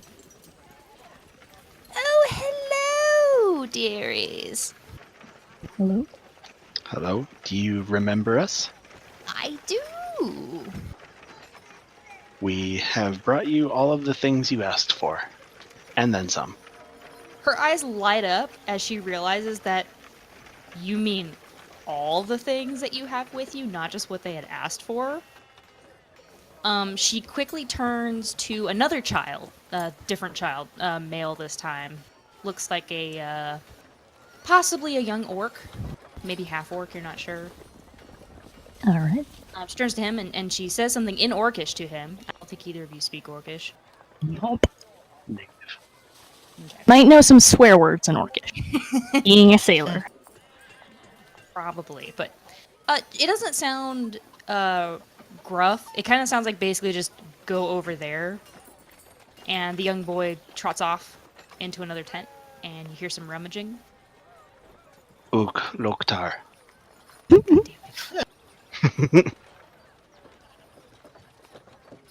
Why ook? Wasn't that the monkey guys? No, in the first Warcraft game, the peons, when you ordered them somewhere, they'd say ook. Oh, okay. It was something they dropped when Warcraft came out, or World of Warcraft. Yeah. Anyway, while the kid is rooting through a tent, probably for whatever they had promised you for this stuff, the old lady gestures to a, it looks like kind of a shoddy bench, probably fashioned from an old window panel on two very rough legs. She Alright. gestures to that for you to put everything down on. Okay. Well, Beal goes over, kinda lists to one side to set down the blanket, puts the mending kits on top of him, looks over at Jara. Jaharim follows her over and sets down whatever he was carrying, whether it was the rest of the blankets or the whatever, and then he carefully pulls out the healing potions and says, I don't want to leave these alone. Somebody should hold them. A gentleman, one of the undesirable men next. Hey, Welcome in. Hey, sorry about that. Apparently, my broadcaster crashed while I was AFK. It's okay. back up and running again. So if you want to maybe go over what was missed real quick. that was absolutely what I was gonna do when as soon as you came back. Let me just. I'll wait till the stream's actually up. I have it streaming. Yep. I I'm can gonna see it. restart my Twitch then because it didn't show. Damn it, phone! Well, a brief recap. Jaharim and Abia went to the little undesirables hovel place thing outside of the city, gave them stuff. The lady was very grateful, and they brought out a scroll, a sealed scroll that they gave to Jaharim with the, assumption that he does magic things, so he'll know how to use this scroll. They gave Abea a pouch full of gold, and Abea was arguing with the kind of older lady, the matriarch type lady that we talked to last time. It's like, but you guys need this, and she's like, no, they won't let us in the city, so we can't spend it. And Abea was basically, well, why don't you guys just go somewhere else? This town is shitty to you. And the old lady was like, talking about how would they get anywhere?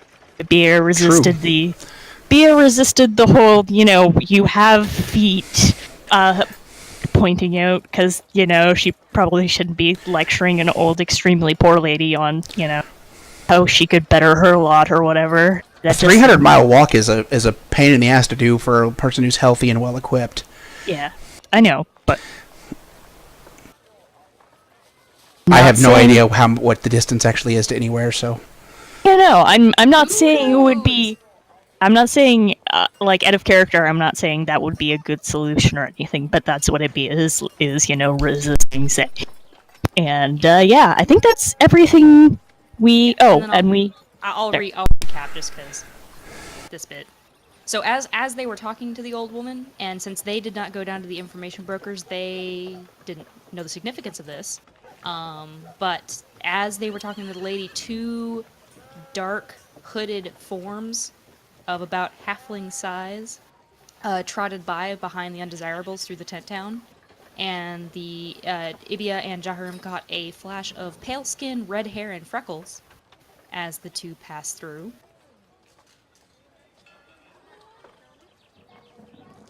Oh, and to Jaharim and Ibia, these two don't look like undesirables. Like, they look extremely out of place, but it seems that no one is paying them any mind.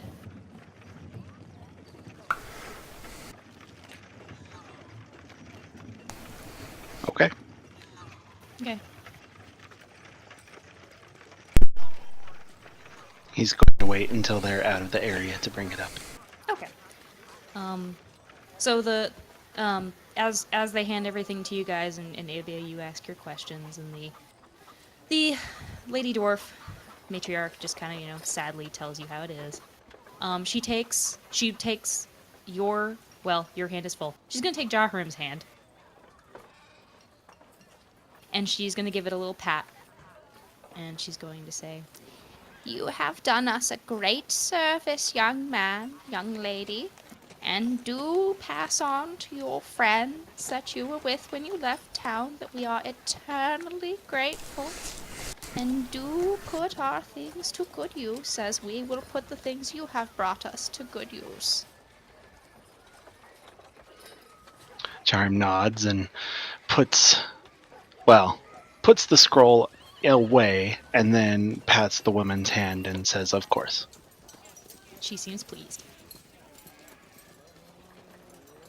And actually, as she's thanking you guys, like, you see the older man who took the potion carefully, is actually handing out the blankets to some more elderly undesirables, like.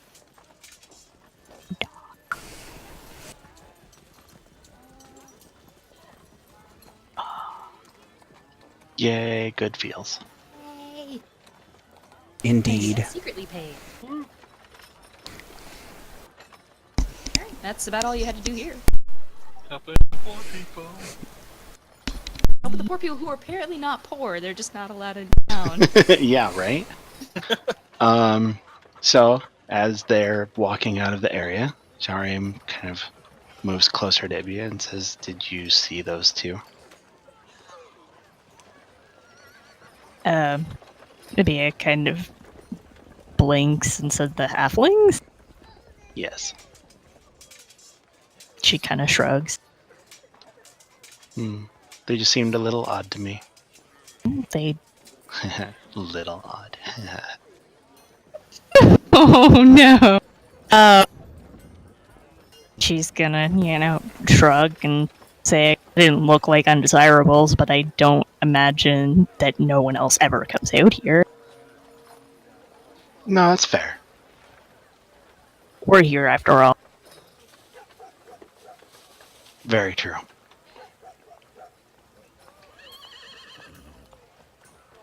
Okay, I'm actually going to say that as you're walking, you have enough time to cast Identify on that scroll, Jaharim. Okay. Cast, I mean.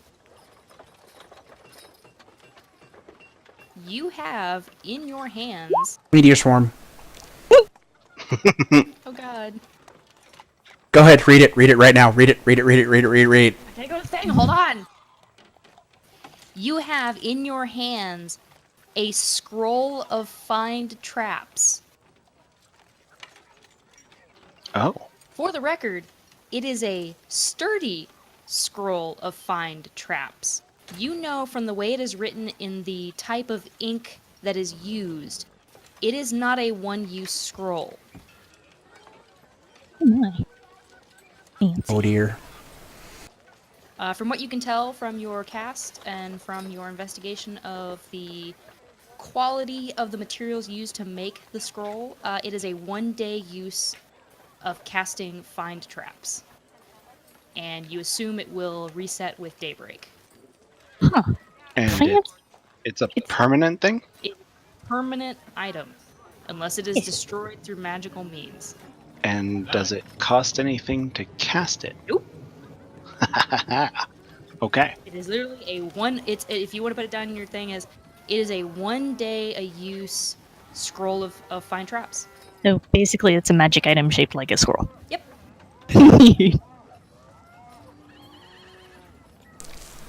Dare I say a magic scroll? Magic scroll.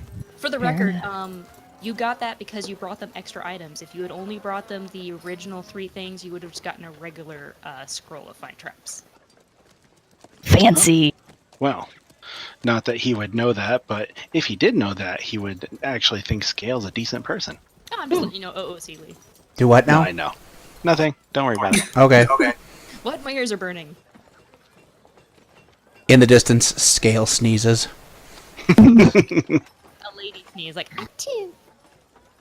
Listen, Ibia's opinion of Scale has increased because, blankets. Ibia will remember this. Yes. What are we, Telltale Games now? Ooh, According to my notes, it actually is, because that's exactly how I write it. No, Jahariam has improved opinion of him as well. Does that mean that we're like that Scale's the main character and we're his companion? No, I mean that. I wrote That's it- that's absolutely true. no. I what suppose it meant is was, your stream. as Sorry, you go guys- ahead. As you guys meet and interact with NPCs, I jot down like how you interacted with them and things like that. And I literally write, "Will remember this" on like several of them.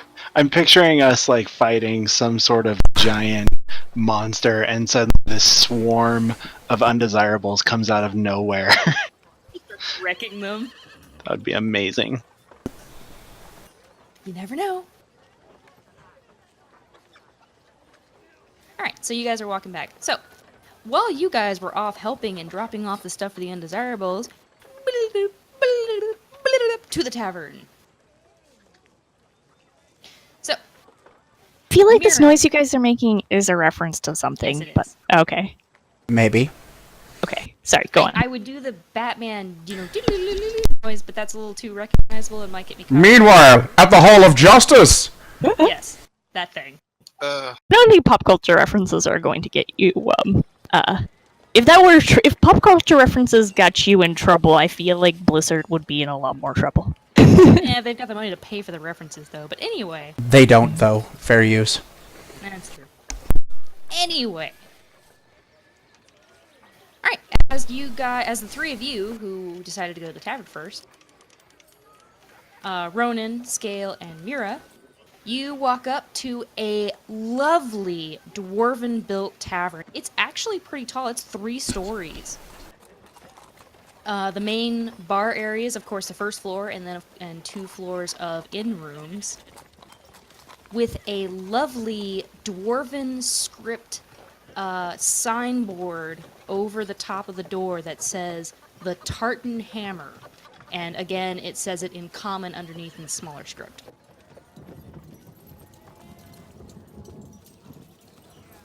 Wait, didn't we get a free night here? Yes, Yes. everyone but Mira.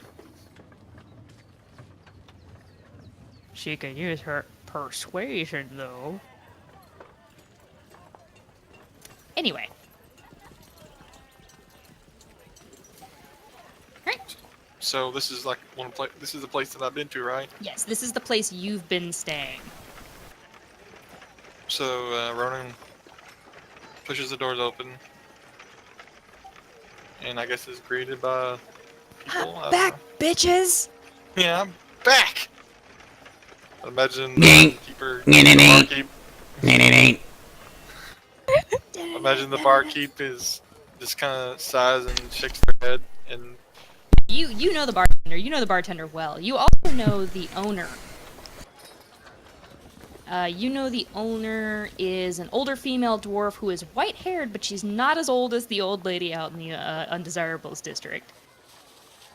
so Rona goes in and makes his greetings, and Okay, the bartender just kind of gives you the head tilt of like, sup, continues cleaning his mug.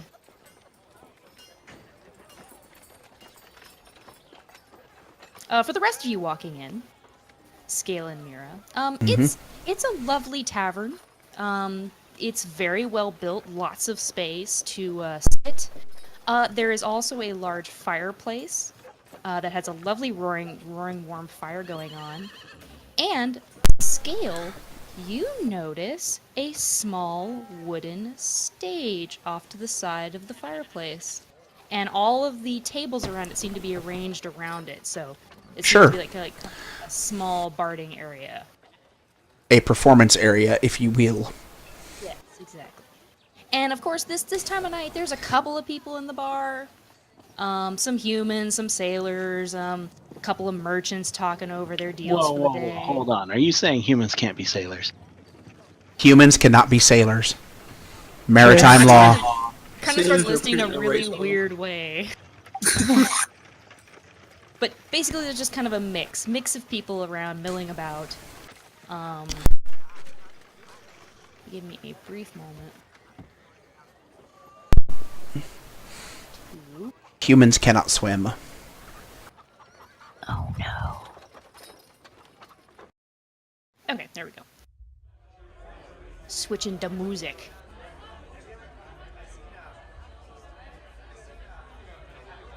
Alright, anyway. So yeah, let's see. There are a couple of clerics sitting over in a corner. You can roll religion if you want to know what kind of clerics they are, but they just seem to be just from the town temple, just milling about, having an ale after their work.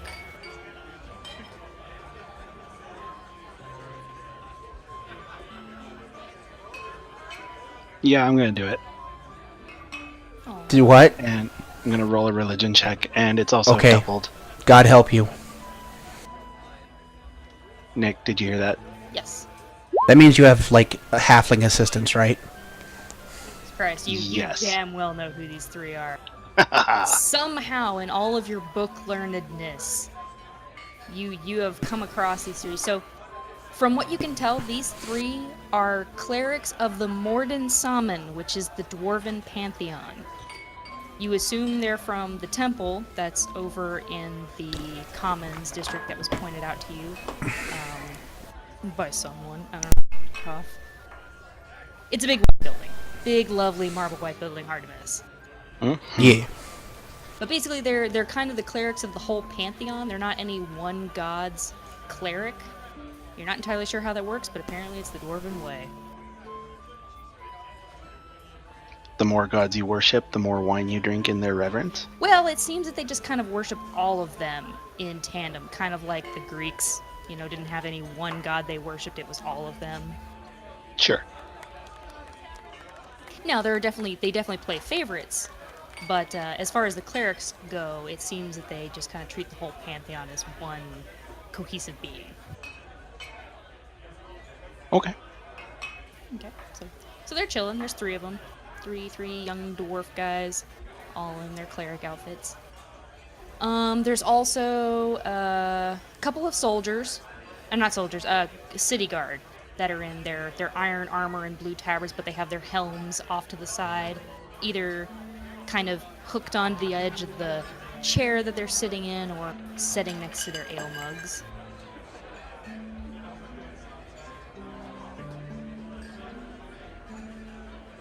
Exciting. Okay. I'm assuming Ronan is going to go straight up to the bar and get a beer. oh yes. Oh, I just realized I shouldn't have rolled yet because I'm not there yet. Oh, well, whatever, when you get there. Shit. That's fine. That was my bad. That was my bad. When you get there, you know the thing. Immediately recognize who they are. Alright. I'm sorry, it's only Skail, Mira, and Ronan. My bad. Yeah. No, that's fine. I forgot to. Okay, Ronan's getting a beer. The bartender hooks you up. He doesn't ask any questions. He's like, yeah, whatever. City guard obviously let you back in, so. He wouldn't show up if he didn't have money. Exactly. And if he doesn't have money, he's getting thrown out later anyway. The owner will take care of that, and Ronan knows it.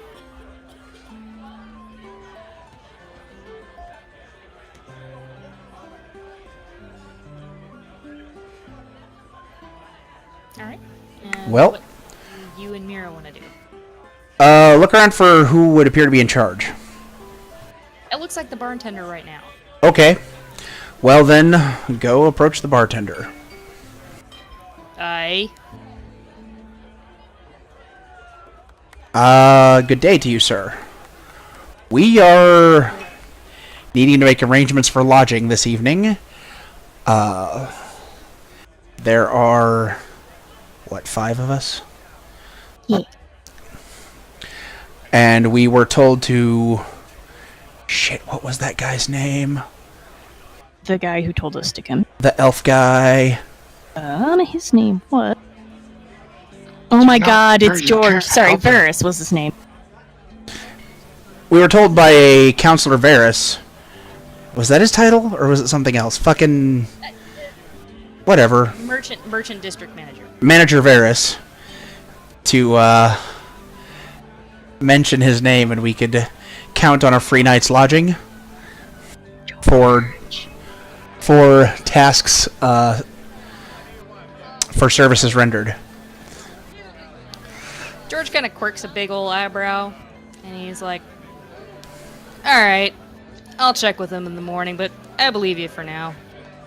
Excellent. And he passes you 5 keys. I quickly swallow them. I don't actually do that. That would be weird. I drop one in Ronan's ale. One And of Mira's. hand one to Mira. And then pocket the rest. Alrighty. George points up to what you didn't notice before, but behind the bard's area, there is kind of it's almost like a hidden staircase. Like, it's kind of just like out of the way so that people don't, drunkenly forget that they aren't staying there. Sure. So he points it out to you, the staircase that leads up into the inn area, and he goes, room numbers are on the keys. Rightio. Well, thank you, good sir. He nods. Can I get you anything to drink? Indeed. I'll look to Mira. Arch an eyebrow. Shake my head. No.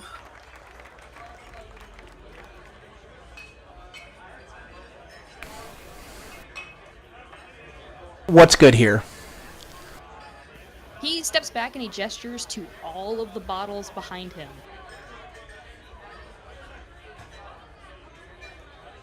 I am pulling it up right now.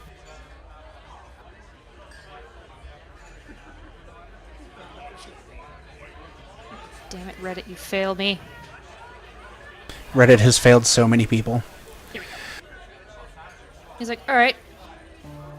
Mug of our cheap ale will cost you 4 copper. A mug of our good ale will cost you 1 silver. If you want anything to eat, we've got bread and cheese for the usual prices. Not a whole lot of actual food at this hour. If you're interested in wine, we've got some common wine for 2 silver. Fine wine is 10 gold. If you just want a glass, Jesus. it's 1 gold. It's for Oh, okay. Yeah, it's for the whole bottle. If Okay. you want a glass, it's 1 gold. If you want a mug of anything else or a bottle, let me know. They do have other liquors on, like, you can see other bottles of liquor and stuff, but you assume since he didn't list them, they might be pricier than the Sure, sure. At the moment, I will stick with a good mug of ale. He nods. He holds his hand out for a silver. Okay, I will give him one. Takes it, boxes it. He very quickly reaches under the counter and you hear a psh, and he hands you a mug of ale. It smells peaty. I thought you were gonna say it smells like pee. No. Smells No. He was holding it much too far away ammonique. for him to be peeing in it. delicious. Yeah, it smells peaty, kind of like a Guinness. All right, thank you. You know, And I guess we'll go have a seat somewhere. okay. I want to see if I can find the drunkest motherfucker in here. Roll perception. You realize there's a decent chance that's going to be BGV's character. Right? Oh, fuck. Everyone looks a little tipsy, but everyone also looks pretty jovial, so if you, a hot, sexy chick, were to go and steal a chair from any one of the tables, you probably wouldn't be turned away. That's generally how that works anyway. You have boobs, use them! Alright, let's go, find a table with some sailors. Alright. Is this going to require a medicine check in the morning? Depends. Oh god. A wand of cure disease is a thing worth having.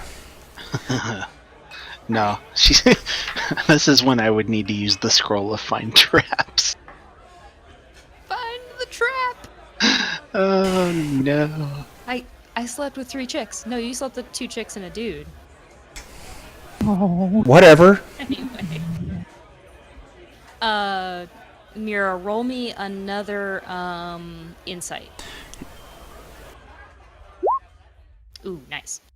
Alright, nope, you find 3 sailors and they are locked in a heated poker match. Poke her match. It looks like the stakes aren't high. They seem to be playing for silver pieces, not gold pieces, so you could easily buy in if you wanted to. But their stakes are high. Oh my god. Good lord. Noodle. Alright, yeah, I'll sit down enjoying the game. Alright, it's a 2 silver buy-in.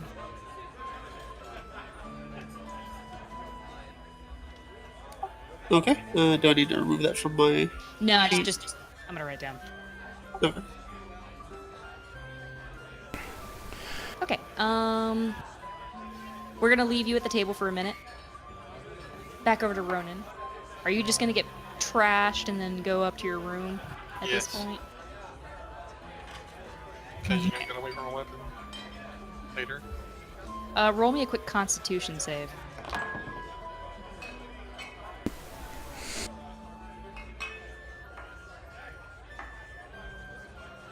Wait, which one was it? Save, so the one right above skills and Constitution. Ooh! At least you're being efficient tonight. You knock back that mug, and you think that dirty bartender slipped you something stronger because it hits you so hard that you pass out face first on the table. Wow. When you say knock back, do you mean like he, like, gulps it down? Yeah, he chugged it. Okay, because there was a key in his mug. Yeah, well, he chugged it. I'm gonna. The key hit him in the face. He doesn't need the key anyway at this rate. God damn it. He chugged it, but the key isn't like swallowable. It's a pretty hefty sized key. Oh boy. So I'm gonna say it hit you in the face, Ronan, and now it's just like sitting kind of under your face, and you're like passed out on top of the key. So you're gonna have a nice key-shaped bruise on your face. The bartender doesn't seem surprised by you passing out. He's just like, alright, whatever.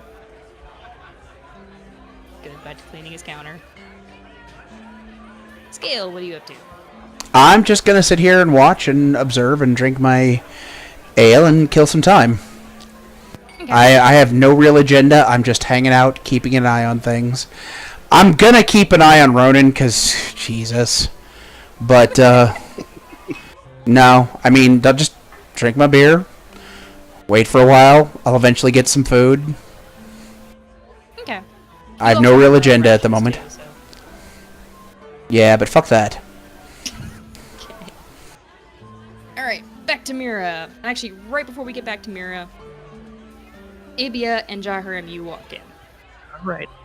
I see Ronan already passed out and just kind of like blink. And then realize he's been drinking all day, so fair enough. All day, yesterday, day before that. Jaharim walks in and makes a note of the 3 clerics that were aforementioned, and then also sees Ronan and just... Huh, what? I said totally not a goof on the DM's part. Go on. Oh, yeah, no, it's fine. And then he also sees Ronan and just says, well, apparently he's having a good time.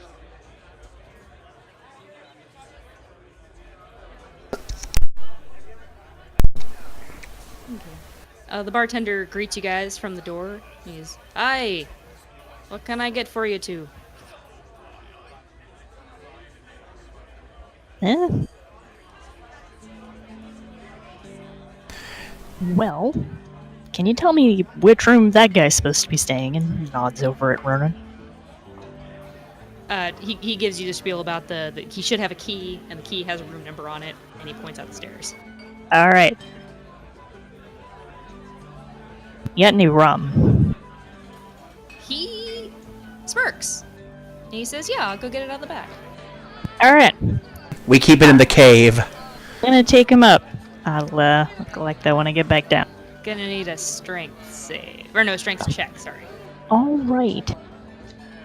Because he is a dead Hefty? dwarf, and you have one arm. Yes. He is a hefty fellow. Saving throws. Strength. My strength saving throws. Not great, but hey, I rolled well. I just kind of heft him up on my back with one arm and carry him upstairs. As you pass, I will snap at you to get your attention. She'll gonna, Abiel tilt her head and scale me. What's up? With a flourish, just make the key appear in my fingers. Hold it out. Okay.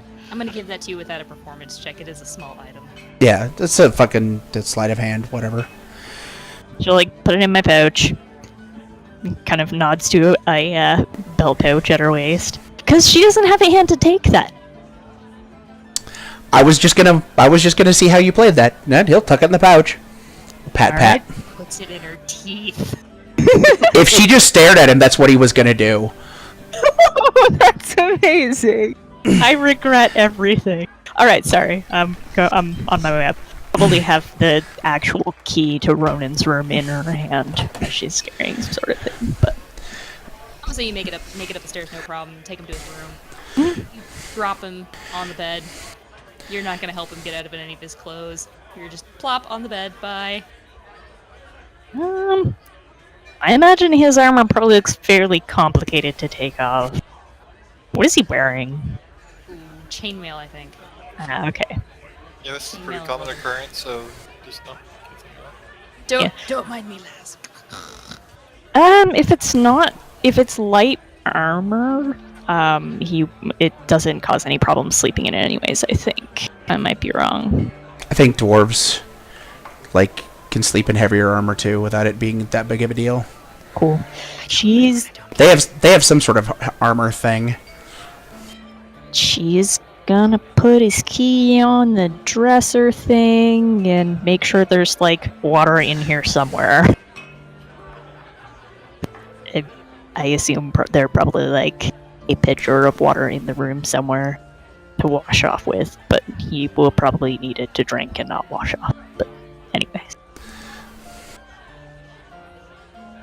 Anyways, that's it. B is going back downstairs. If and when at some point Jaharim will get the same treatment with the key business.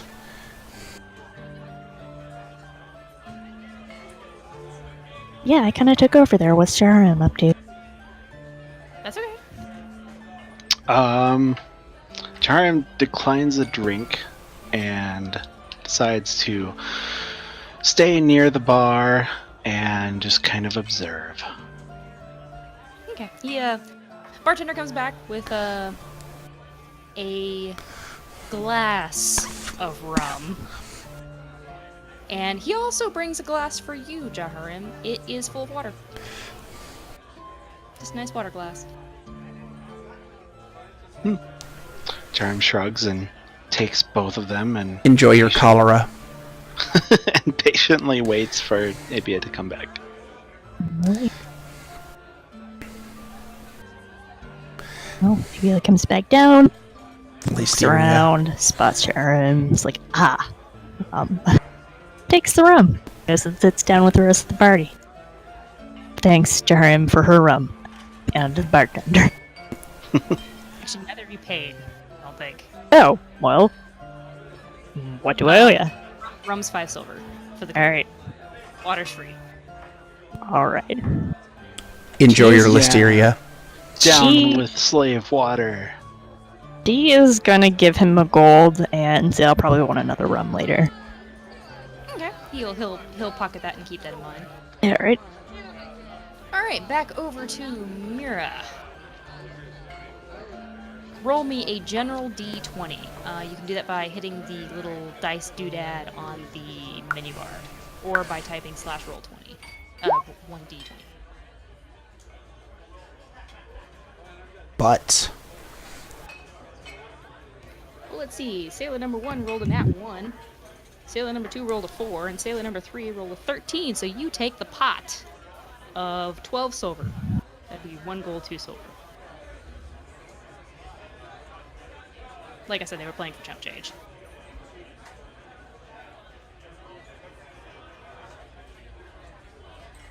Want to distract the table. Okay, roll deception. Like how that was a question. And roll insight. And then I want to pickpocket the sailor to my right. To your right. Alright, he rolled a 16, so he failed. One guy rolled a 17, so he matches, and one guy rolled a 10. Alright, roll sleight of hand. Ooh. He's drunk, but he's not that drunk, but honestly, he thinks you're feeling him up, so he doesn't take offense to you trying to take his money. He just kind of like, oh, hey, handsy lady, huh? A wink. Wink. the wench, she is saucy. His insight is terrible, so he believes you. That's dudes for you. Are they still distracted? Yeah, I'd say you have one more chance. Alright, let's retry with the guy on the left. Don't want to get too handsy. God damn it. Ouch. Yeah, no, they're just convinced that you came to spoil their poker party for sex. Yeah. They're pretty sure you want to be airtight. Dear. The two sailors on either side of you aren't interested in playing poker anymore.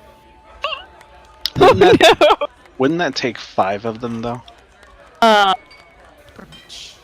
second. Traditionally 3.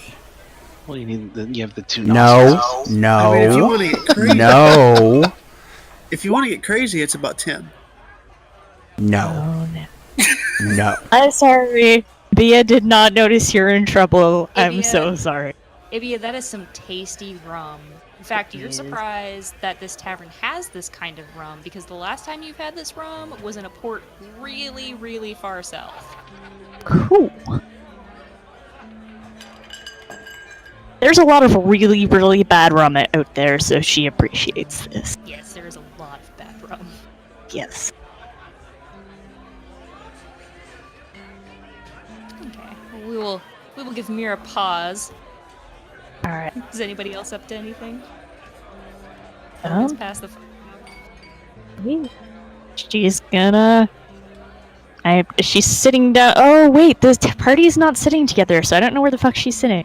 I guess if Scale's kind of sitting by himself, we can. Yeah, go sit I down. sat it in at an open table.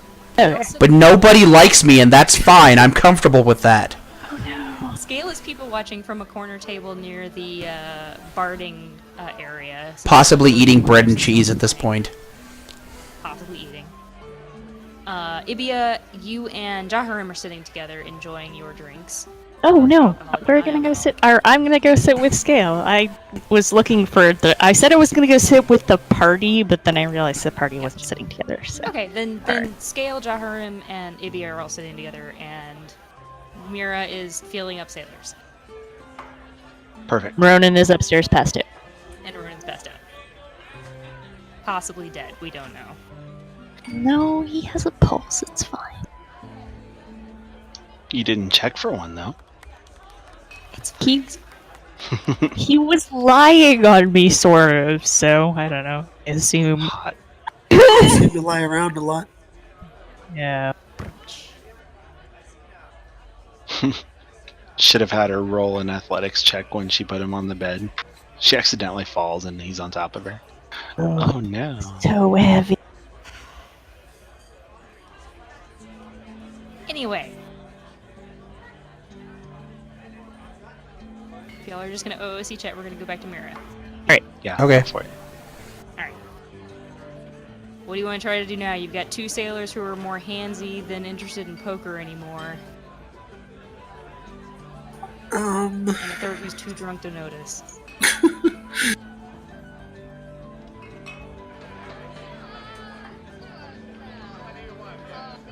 Let's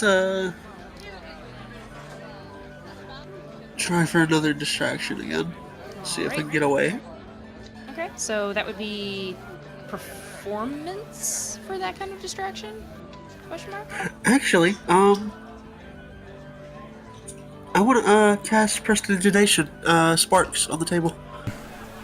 Okay. Let's see if that distracts them. I'll roll insight.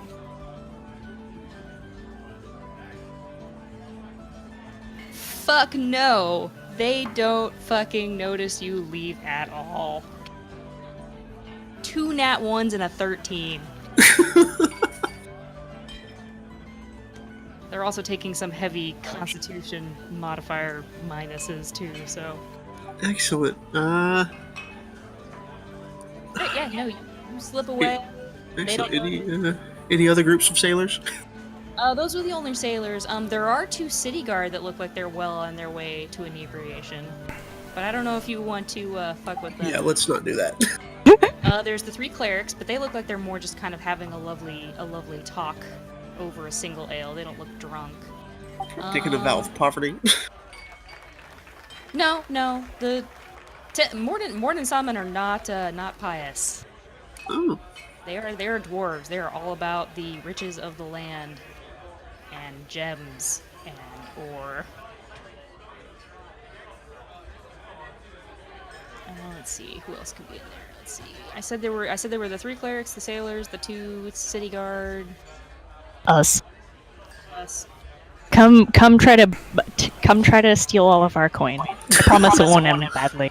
Best method to steal all their shit. yeah, I think I've wasted my chances. Let's just go back to the party.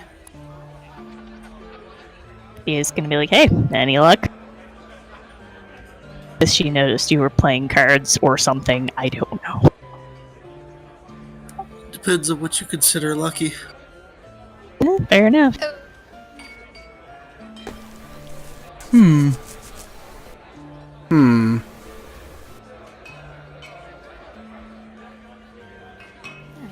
As Mira comes back and you guys kind of just sit and enjoy your drinks. Mira doesn't have one, sad face. You can go get a water though.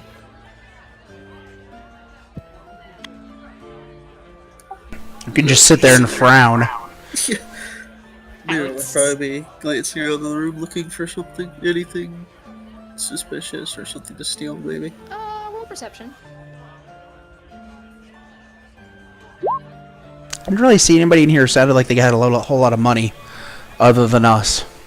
Yeah, I mean, generally, there's really just, at this time, it's not quite late evening yet, so it's still not quite the full, work. Yeah. work. You want to take your time. Pick your targets. And honestly, the only expensive shit in this bar looks like it's behind the bar with the bartender. Don't scam the bartender. He knows where you sleep. Who, by the way, I did fail to mention this, and I apologize for the world building. Up above the bar, behind the bartender, there are 2 beautiful masterwork, handcrafted hand crossbows. Oh God.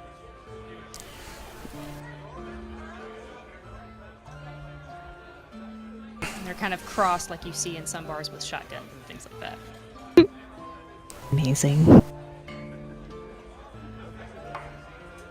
The question is, were they George's or someone else's? You don't know. It's true. I don't. Oh no. I'm delighted to see George has a bar, though. Indeed,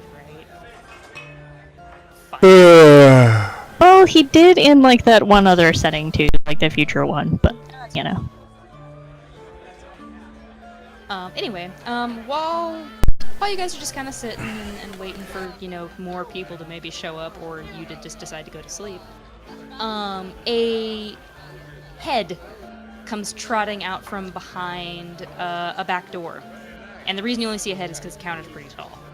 Okay. And it is a white-haired dwarf, and she marches straight up to the bartender and seems to be talking with him in a hushed but harsh tone.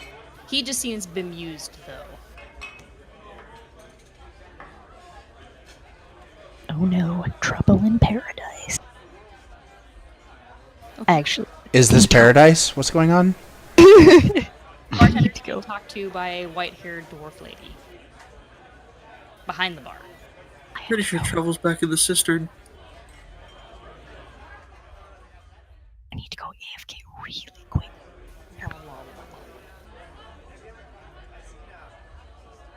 Anyway, okay, so they're doing that. Some time passes. It turns to late evening. You start to see more of the worksman's crowd come in. A couple of dock workers join the extremely inebriated sailors, and they buy their own drinks, and they just seem to be more interested in talking about their day. Another city guardsman meets the other 2, and they start up a game of poker themselves.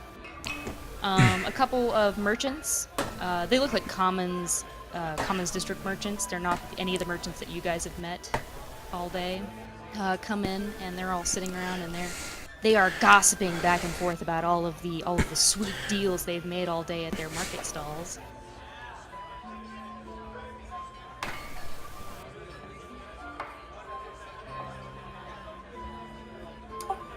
I want to eavesdrop on the merchants. Okay, roll perception. Damn. All right. God damn.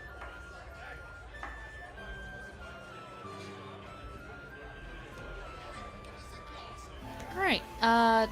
One of them, his 2 companions seem to be referring to him as Witbasher, which, as far as you know, is usually a last name for dwarves.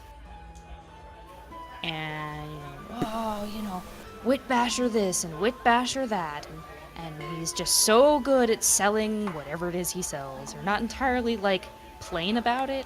You get the feeling that it may or may not be entirely legal what he sells. But they're very careful not to mention exactly what it is. One of the other merchants is a human, and his name seems to be Angus Sadler, and he seems to own several of the fruit stalls in the Commons District, and he is bragging about how many delicious fruits he got in today, and how they've been selling like hotcakes to the nobles. And he's made far more coin than the other 2, because obviously fruit is selling better than whatever they sell. Very stimulating talk.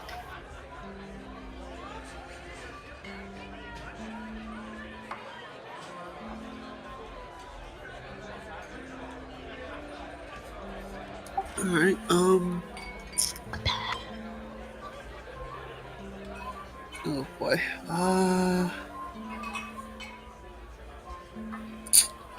Has no one else passed out yet? No, No, it seems this crowd is a little more casual than the early crowd. Well, yeah, that makes sense, because if you're drinking in the tavern in the middle of the day, I mean...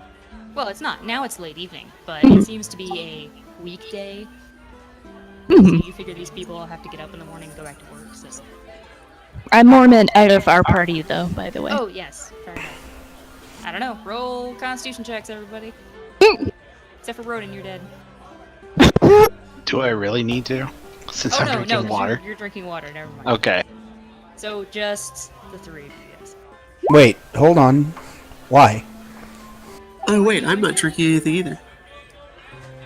I'm not drinking enough to get drunk. Yeah, I think Scales had like one beer the entire time we've been here. Fair enough. I'm not just gonna keep drinking. I mean, I'm gonna pace myself. Ivy is probably on her second rum at this point, and apparently not drunk. Alrighty. That's right, because one of you isn't drinking, one of you is drinking water, one of you is literally nursing a beer the entire night.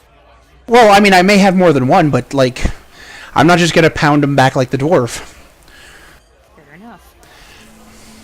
Scale knows his limit. Let's I think I'm gonna try to pickpocket one of the shady dudes. Shady dude. The one's talking about what's his face selling the not quite legal. Alright, roll. Alright, let's see. I'm gonna say it's relatively low light in the bar now, since it's late evening. I'm gonna need a stealth check, and then a insight, and then sleight of hand.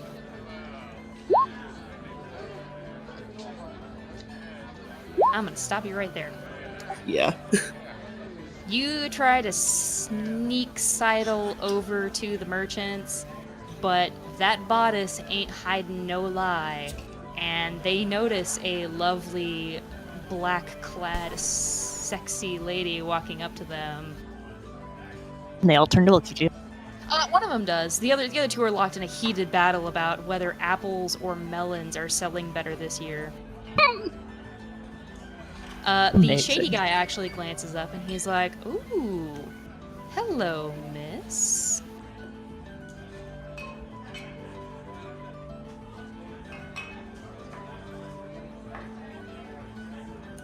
Alright, crap, what was that guy's name? Sadler.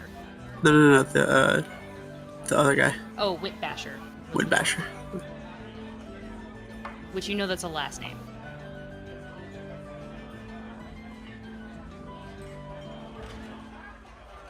So I heard Woodbasher is selling pretty well these days. I'm assuming What? I'm gonna roll for something there. No, you're just making conversation at this point. He kind of gives you an odd look because you mispronounced his name, but God. Whoops. I had to give you shit for that. No, I'm gonna say you said it right. It's fine. You rolled pretty high on that perception anyway. So he's like, he got a smile. He's like, I am a very good merchant. Winkies.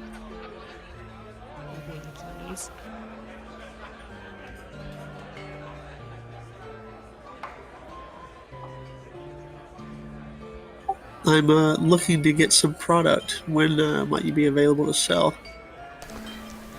He laces his fingers together and looks at you. He's gonna roll insight. You need to roll deception. I know you're telling the truth. This is for your intention. Damn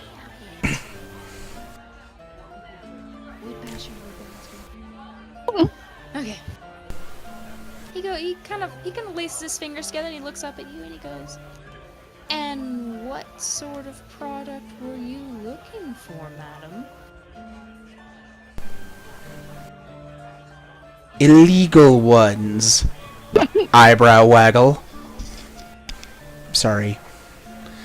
Where do you keep your Sexy one. Mira leans over and in a hush whisper goes, "I think you know exactly what I'm talking about."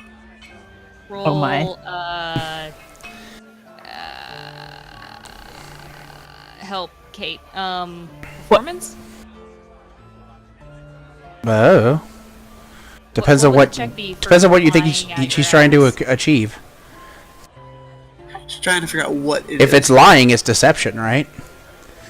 Well, it's almost more of an insight because she's trying to get information out of the guy without blatantly saying that she has no idea what it is he says.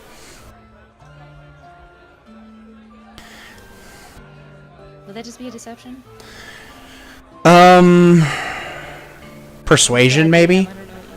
Persuasion! That's the one I was trying to think of. I should just open your goddamn character sheet instead of guessing. What the fuck I'm asking you to roll. Alright, I'm against that. Gonna use different dice because apparently that one's full of goddamn nat ones.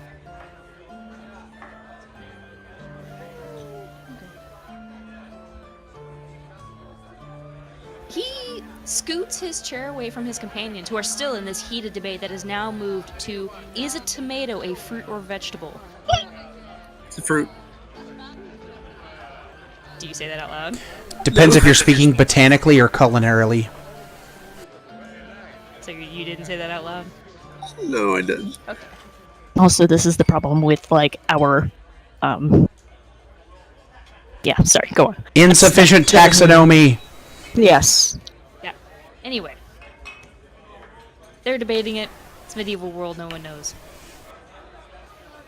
He gestures you over, Mira, while his companions debate about stupid things. He says, come by the Southern Commons District right up against the portcullis wall at sunup tomorrow. I'll have some goods you can look at.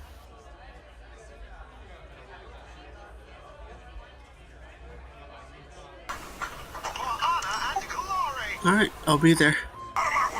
He winks and he kind of pats the side of your arm.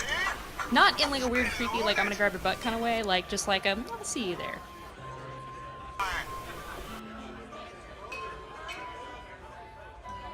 I mean, given that exchange, would a patting your butt sort of way really be that creepy? I mean, Probably Maybe not. I just figured I'd preface it with it's not the creepy kind of butt pat. It's a you're in a sexy dress and obviously flaunting your boobs at me, so I'm gonna do it. Attention. How do you spell his last name? I will type it out.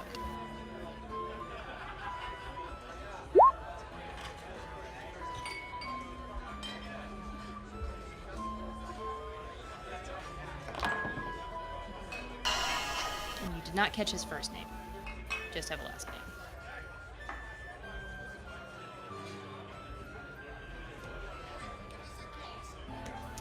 Alright. I'm gonna say at this point it's gotten even to later evening and the most of the crowd seems to be like your working schmuck type. The sailors are being carried out by the two dock worker friends that came later. The city guard are packing up and heading out. The three clerics run up to the bar and pass the bartender some coin, and they take off, jovially talking about what alms they're going to practice tomorrow. So basically the bar seems to be kind of filling out. Piling out. Leaving. no time for bed.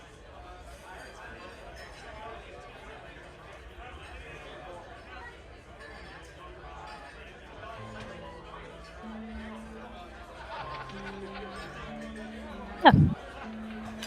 Okay, so everybody goes to bed? Yeah, folks are turning in for the evening. She's finished her second run. She's gonna alright, I'm gonna turn in, folks. Have a good night. Alrighty, sleep well. Does a salute, heads upstairs. Not a very, it's not like she's been in the military kind of salute, just kind of, general gesture. A little too your finger like, see you guys in the morning. Nope. Okay, the rest of you guys go ahead and head to bed, or... Yeah, Jaharian would follow. behind Sure, soon after. doesn't seem to be much going on, sure. Yeah. Yeah, being the general tavern on a weekday seems to be pretty dead. That's fine. Not everything has to be, action soaked.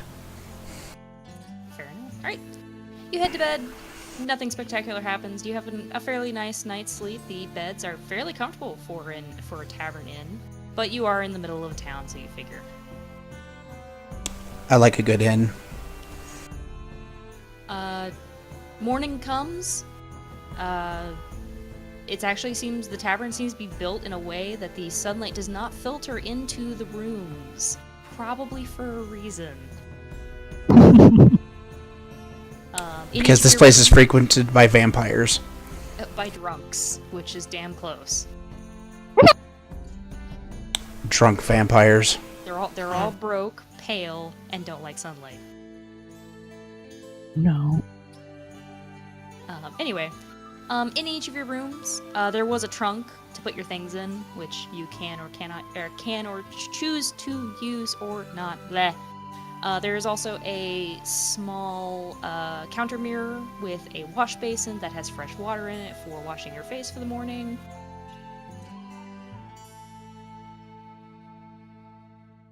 All that good stuff. All the needful. All the needful.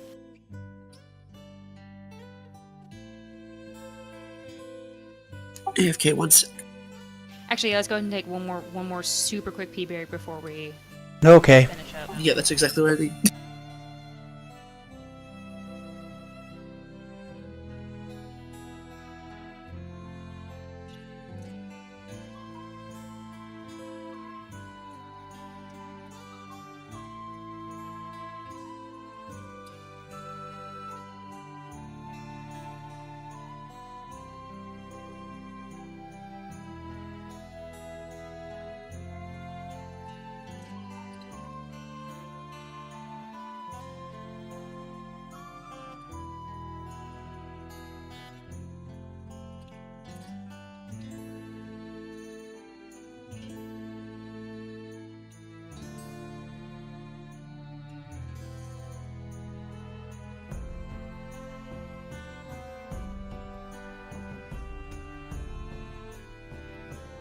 Nick, you still here?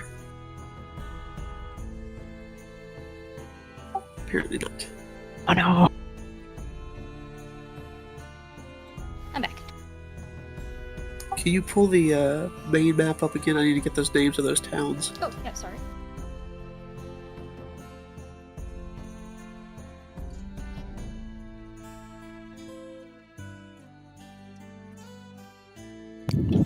Hey guys, I have a warning sign for you. Okay. Apparently, no D&D allowed in the freezer.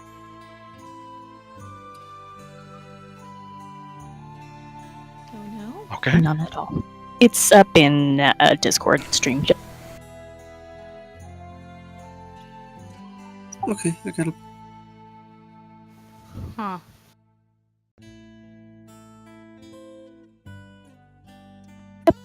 I have no idea, but there you go.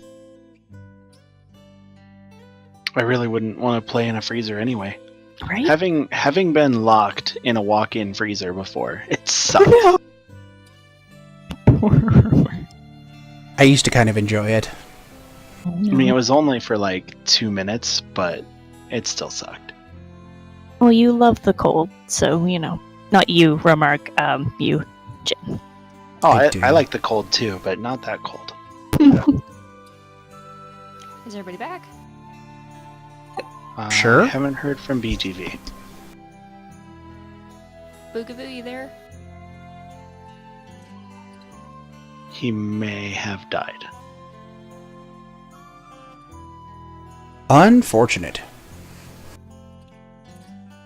He's making his mic's queuing up. Can you hear me? There we go. There Can we it? go. Might be my keyboard, I don't know. Punch it.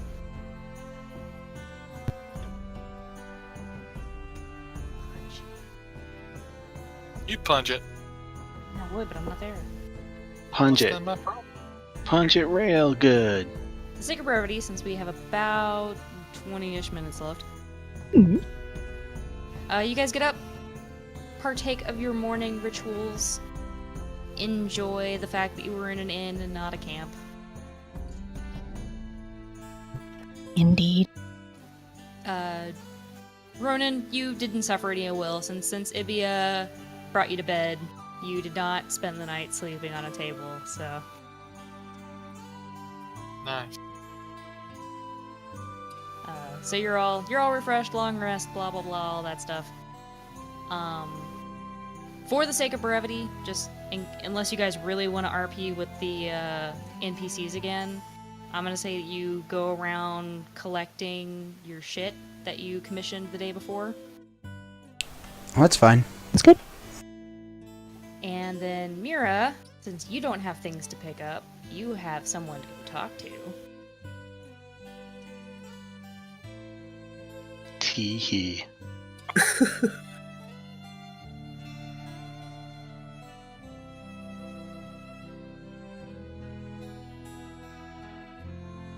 So you want to go see Mr. Whitbasher? Yeah, let's go see him.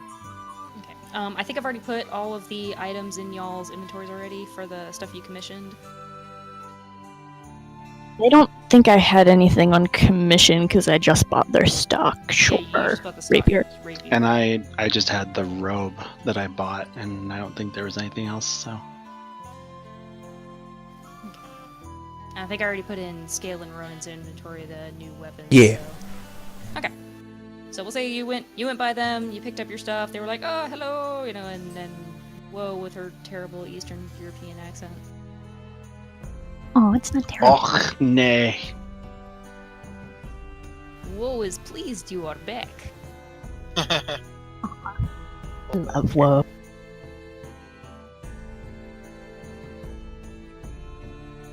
We're gonna do Whitbasher thing, and then we will cut back to y'all picking up your present from the purveyor of magical goods. Oh, right. Forgot about Jahariam calls dibs.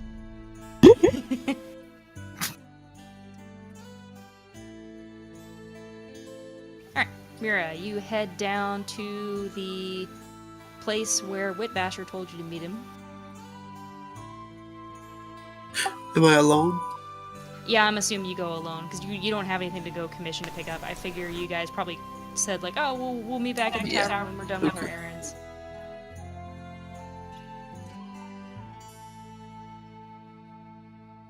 Alright, I look around to see if there's anything suspicious. Okay, perception?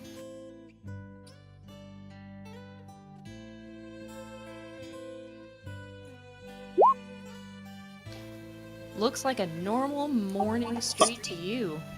Okay. There's not a lot of people out just yet. You figure the merchant district's probably bustling, but the commons district seems to be more of the locals' area to go shopping, so little less early morning-y here. As you get close to the portcullis, you notice that this side of the portcullis doesn't have a whole lot of city guard at it. There's like 2 guys that are just kind of milling about like, oh, why did we get the early morning shift? Fuck. But you duck down an alley, right near the portcullis, and there's Whitbasher. And he's at a little stall that's like just around the corner, like just out of line of sight from the guards. And he's got some things covered in cloth on a market stool bench thing. And he gives you a little grin and a wave. I walk up. Alright, let's see what you got for me. He lifts the cloth off of one side of his thing, and you see some lovely, various, expensive, arcane little bits and bobs. You know, some iron stones and sending stones and arcane crystals and infused quartz and all sorts of things that you know are a little out of your price range.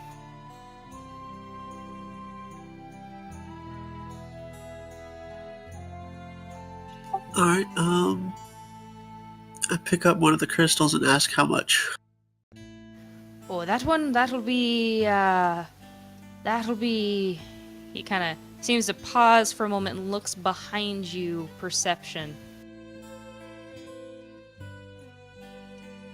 Me perception? You perception.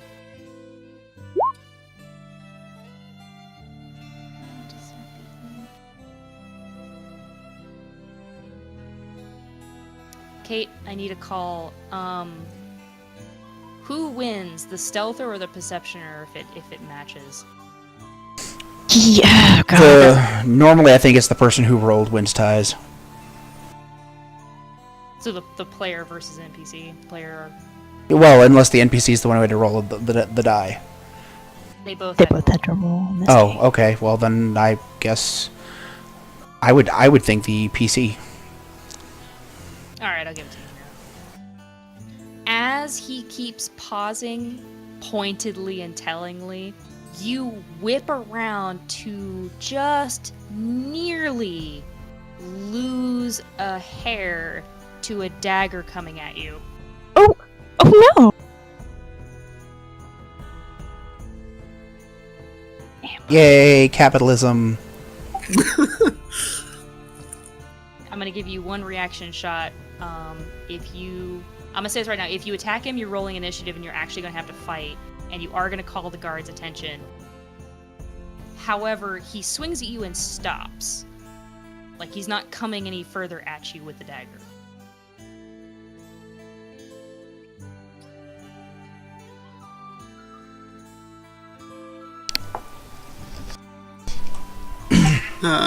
I'll look at him and say, I think you're swinging the wrong pointy thing at me. Oh boy.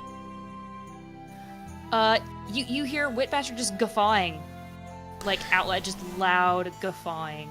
The guy who just tried to shank you is like livid that he got caught, livid that he's being laughed at, and just Then he shouldn't have missed. throws his hood up and just stomps off like a sulking fucking child. What the fuck? The older man, when you saw the hood fall back, it was a younger dwarf. You assume is the guy's kid. Whitbasher is slapping his knee, laughing his ass off, and he's like, "Oh, I'm sorry, lass. Oh my god, I couldn't help it. Oh, he was trying so hard, it was almost cute." Oh, okay. I'm sorry. Alright, Are you gonna take offense that his son just tried to attack you, or? yeah, I'm going to threaten and ask for a very good price on these items for having been the attempt on my life. Whitbasher kind of calms down a little bit, and he's like, I'm sorry. I had to let him. It was really fucking funny. He's going to... One second. Hang on, my Google Documents just crashed. Hold on, gotta reopen it.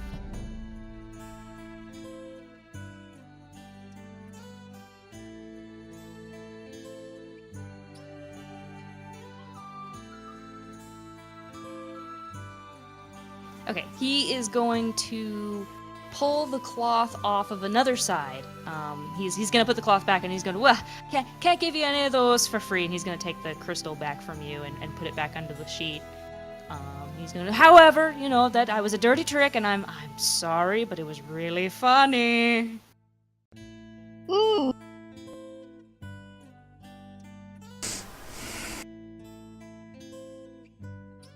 And he's going to offer you a beautiful lace choker with a light, it looks like it might be quartz jewel in the center. You're not entirely sure. It's cut in a very weird way that you would normally see quartz cut. but it's a beautiful lace choker with a light jewel in the center. And he passes it to you, and he goes, "You can have that for free for playing along with my joke." Also for not calling the guards on his shithead son. So that. Alright, I'll take it. Okay, you now have a black lace choker. With Free a is exactly my questionable- price range. With a questionable kind of, I'm trying to remember the cut of stone it is. Balls. 6 point. Shit. I'll draw it. Hexagon?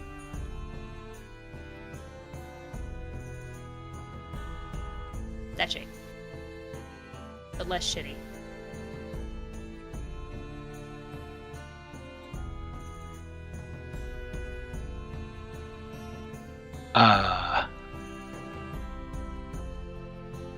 Let me try it again. I don't know enough about jewelry to help you out. Hang on, what is it we're trying to figure out here? Hold on, I'm looking on Google. That's the shape. I just drew it on the map.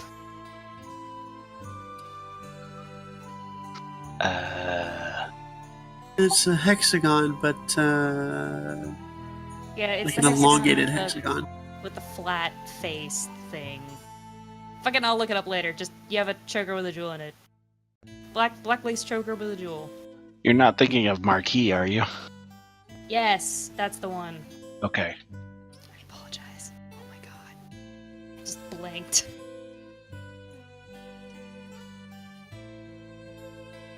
It's not quite Marquis, but it's a variation. Oh, we'll go with that. Marquis then. Marquis cut jewel. Congratulations, you have an item for free. You have no idea what it does because he didn't tell you.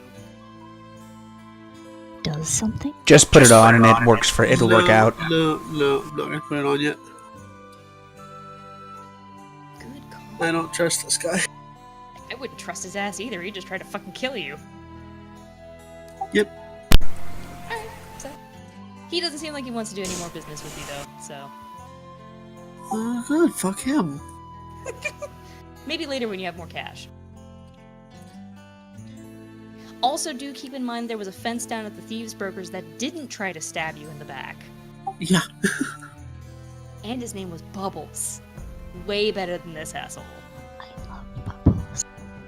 Kankus are good eating. No. I eat my Kanku. Oh, I didn't say I was going to, I just said they are. no. Kenku are adorable. They are not food. Alright. So, Mira almost got her butt stabbed. Yay. Alright. And not in the fun way? Not in the fun way. The other four of you go over to the Purveyor of Magical Goods, and this will be where we end this, I think, unless we want to keep going after I give you the gift. We'll see what time it is. I will try to get through this quickly. Yeah. Alright. You walk into the Purveyor of Magical Goods. She does not have a bell on the door, but it is on the counter, and she is nowhere to be seen once again. Well, wait a moment and then ring the bell. Bing, bing, bing!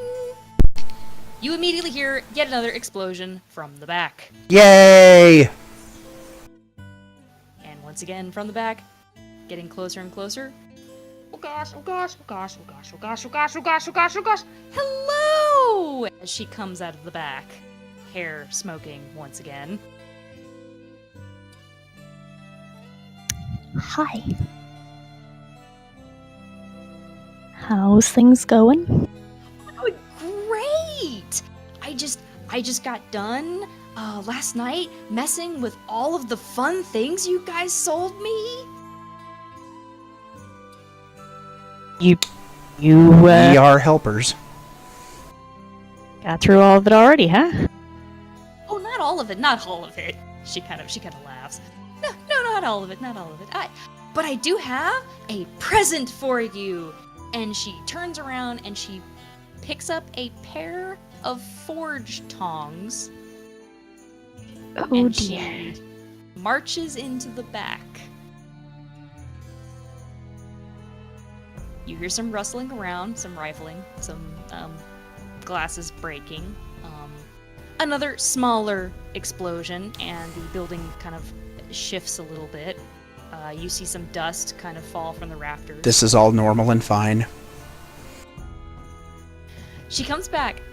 She is holding a single thin vial between the forge tongs at full arm's length.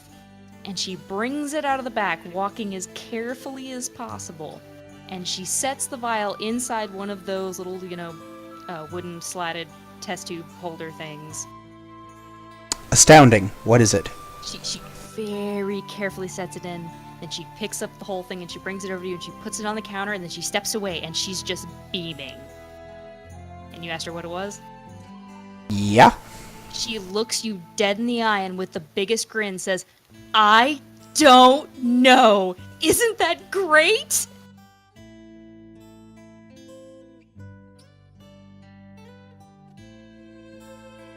I mean, I might someday burn this entire city to the ground. I'm loving the dead silence after that. I mean, is it gonna explode if we pick it up and take it with us? No. It shouldn't. Maybe. She just kind of like. You could try to cast ritual identify on it. Well, I can't. But that would be cheating. I drink it. I don't. I do not. I do not drink it. Please don't drink it. Yeah, Jaharm would try to identify it, I guess. Okay, she's actually gonna roll insight. Yes. Finally, some good damn rolls. She is ecstatic. She goes, "Oh my gosh! You're a wizard." Indeed. She goes, "No, you don't understand. This is amazing." And she runs back in the bag, and while she's gone, you identify the potion she has made. Oh, it actually is a potion of liquid explosive. It actually will explode. Delicious. Fantastic. I'm glad we asked. Oh my. It's a good thing Feist didn't drink it. I'm still contemplating it. I will give you the information for this when you actually take it. Right now it's still on the counter. But basically, it's a vial of liquid explosive. It is liquid C4 in a vial. Fun. How stable is it? Very stable while in the vial. With Oh. cork in. One of Okay. those, like, expose it to air and it explodes things. Yep. So you throw the vial at somebody. If the glass breaks, kaboom. Exactly. It's a grenade. Yep. Neat. She comes back and she has another vial clipped between two of the forged tongs, and she sets it ever so carefully into the slat. And she goes, "If you guys will test my potions, you can have them all for free." She's so Done. excited. I love her. Done. She's so excited. She goes, she stopped and she goes, What's this one?" She points to the one you just identified. It's a potion of explosives. She squeals so loudly I'm not going to replicate it. Jaharim carefully steps away from the counter and lets everybody else have fun. Okay. She goes, oh my gosh, that's exactly what I was trying to make! Yes! And I think I've got the stability down. I'm pretty sure. Don't let the glass break until you actually want it to explode. Noted. In fact, don't even take the stopper out. At all. Ever. Solid advice. I bet it's delicious. Don't taste it. It looks like radioactive red. Like suckers glowing. Oh dear. Sure. I bet it's delicious. Please don't actually drink it. It does 4d6 fire damage. Please don't drink it. I'm not actually going to drink it. It does 4d6 fire damage if you throw it at people. It might do worse if you drink it. It does 4d6 damage if the vial is exposed to oxygen. Ah. Or the contents of the vial exposed to oxygen. So, okay, so she very carefully, like, takes a very thick piece of wool and she rolls the vial in the wool, and then she sets that inside of a velvet pouch, and then she sets that velvet pouch inside of another velvet pouch, and then hands it to you. Jahar wants nothing to do with it. Fuck, I'll take it. I don't give a shit. Excellent. Alright, Scale, you are the proud owner of a vial of liquid explosive. The way this works, and I will copy and paste this into your character sheet unless you want to type it out. Go ahead. Turn 1, you toss it at a targeted ground or creature. Turn 2, the explosive reacts with oxygen, and any creature within 10 feet must make a DC 13 dex save or take 4d6 fire damage half on a successful save. Awful. It's Groovy. basically a vial of fireball. Amazing. It's fire damage, you say? Yep, fire. Excellent. I'm actually probably the right person to carry that, because if worse goes to worse and somebody hits it with a hammer and explodes, I will take less damage than the rest of you. Very true. Where are you sticking this, just so that I know? Wouldn't you let... Wait, that is why you asked. I don't know. A pouch somewhere? Okay, yep. I mean, for now, I will think about where I actually want to carry it for... Because it needs to be accessible as in you can get to it, but at the same time... I would say a belt pouch would be perfectly safe for it, because a leather pouch on your belt would be a hard leather pouch. Sure. This thing is wrapped in wool. Sure. Sounds good. I will currently stick it in your treasure. How about that? Okay.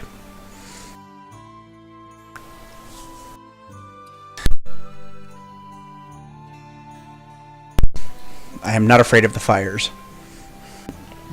That is all the information. I'll turn that into a spells thing, maybe. There's only one use, though, so... Now I have to find the maximum amount of mischief I can do with it. Exactly. I got a guy you can use it on. You would have to tell us about your misadventures first. Go on. That's all she's got for now. The other one she set out there seems to be something, and she already knew what it did. She was just very excited that you knew what things were. Well, hooray. And she's I'm glad people have been made happy. She smiles so grandly, and she's like, "Yes, tell me how it works. Let me know when you use it, and Will as do. soon as you come, next time you come back, I'll have something else for you." Groovy. Amazing. So excited. So excited. All right, you are done picking up your shit, I think. Hooray. All right. Since that's about 10:45, we're gonna go ahead and call it for this evening. We're going to assume that you guys go back to the tavern all together and hang out for the rest of the day, unless there's something else you wanted to do in town. Sure, fine. Okay. So this counts as another day, Yep. and we're going to rest and everything before we go on our next trip. That will be next session. Yep. Cool. I just wasn't sure if I should keep the spell slot expended or not. No, you're gonna get another full long rest before anything else happens. Also, if you cast it as a ritual, it doesn't take a slot. Also that. Doesn't it? No. If you take, Okay. As long as you it takes have- 10 minutes to cast, but if you do it that way, it doesn't take a slot. as long as you are a class that has ritual spellcasting, anyways. Yes. And all the cool classes Which do. wizards do. All the cool kids do. Rude. Yeah, deal with that. Alright, that'll call it for this evening. I'm sorry that it was another day of fucking around in town. No worries. Yes, how awful. It's alright, we still saw some action. Well, I saw some action. if you just started shit in the Thieves Guild, you would have seen some action there too. Groping all. I'm so excited. I generally try not to start shit. Generally. Unless somebody really deserves it, and we haven't really come across anybody who really deserves it. I have. Yeah, Mira has. Well, I mean, you're as close as we've seen to really deserving it, so... Rude. Now, action will pick up next time. Super promises, winky winky. Okay. There will be less shopping.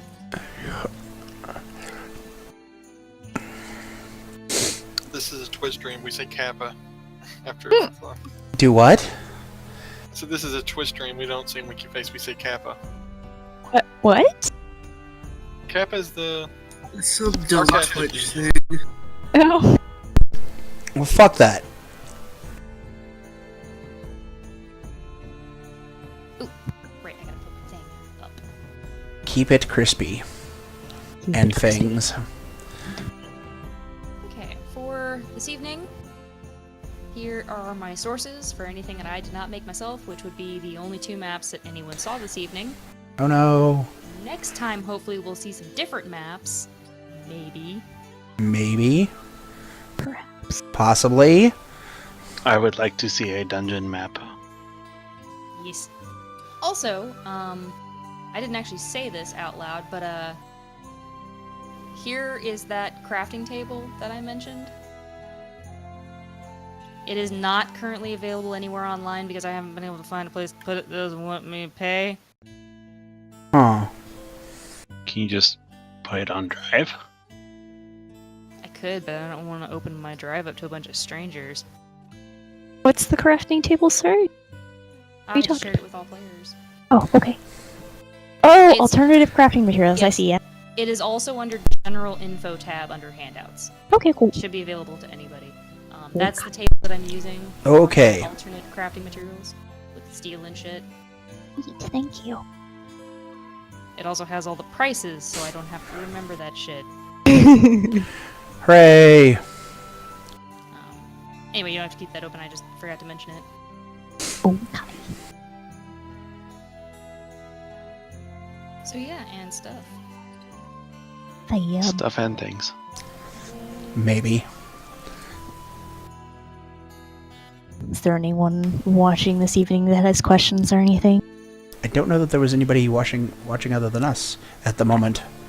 All right. Yeah, I think since today was another shopping day, we lost some viewers. Oh no. Too It's weird. just quiet tonight. Some That's folks. I fine. don't know who Bashful is. Hi, Bashful. I don't know who They're you are, too but shy to let hi. us know. Well, I mean, sure. The name is Sure. appropriate. If Chat does ask any questions, you're going to have to tell me because my phone died about 10 minutes ago. Oh no.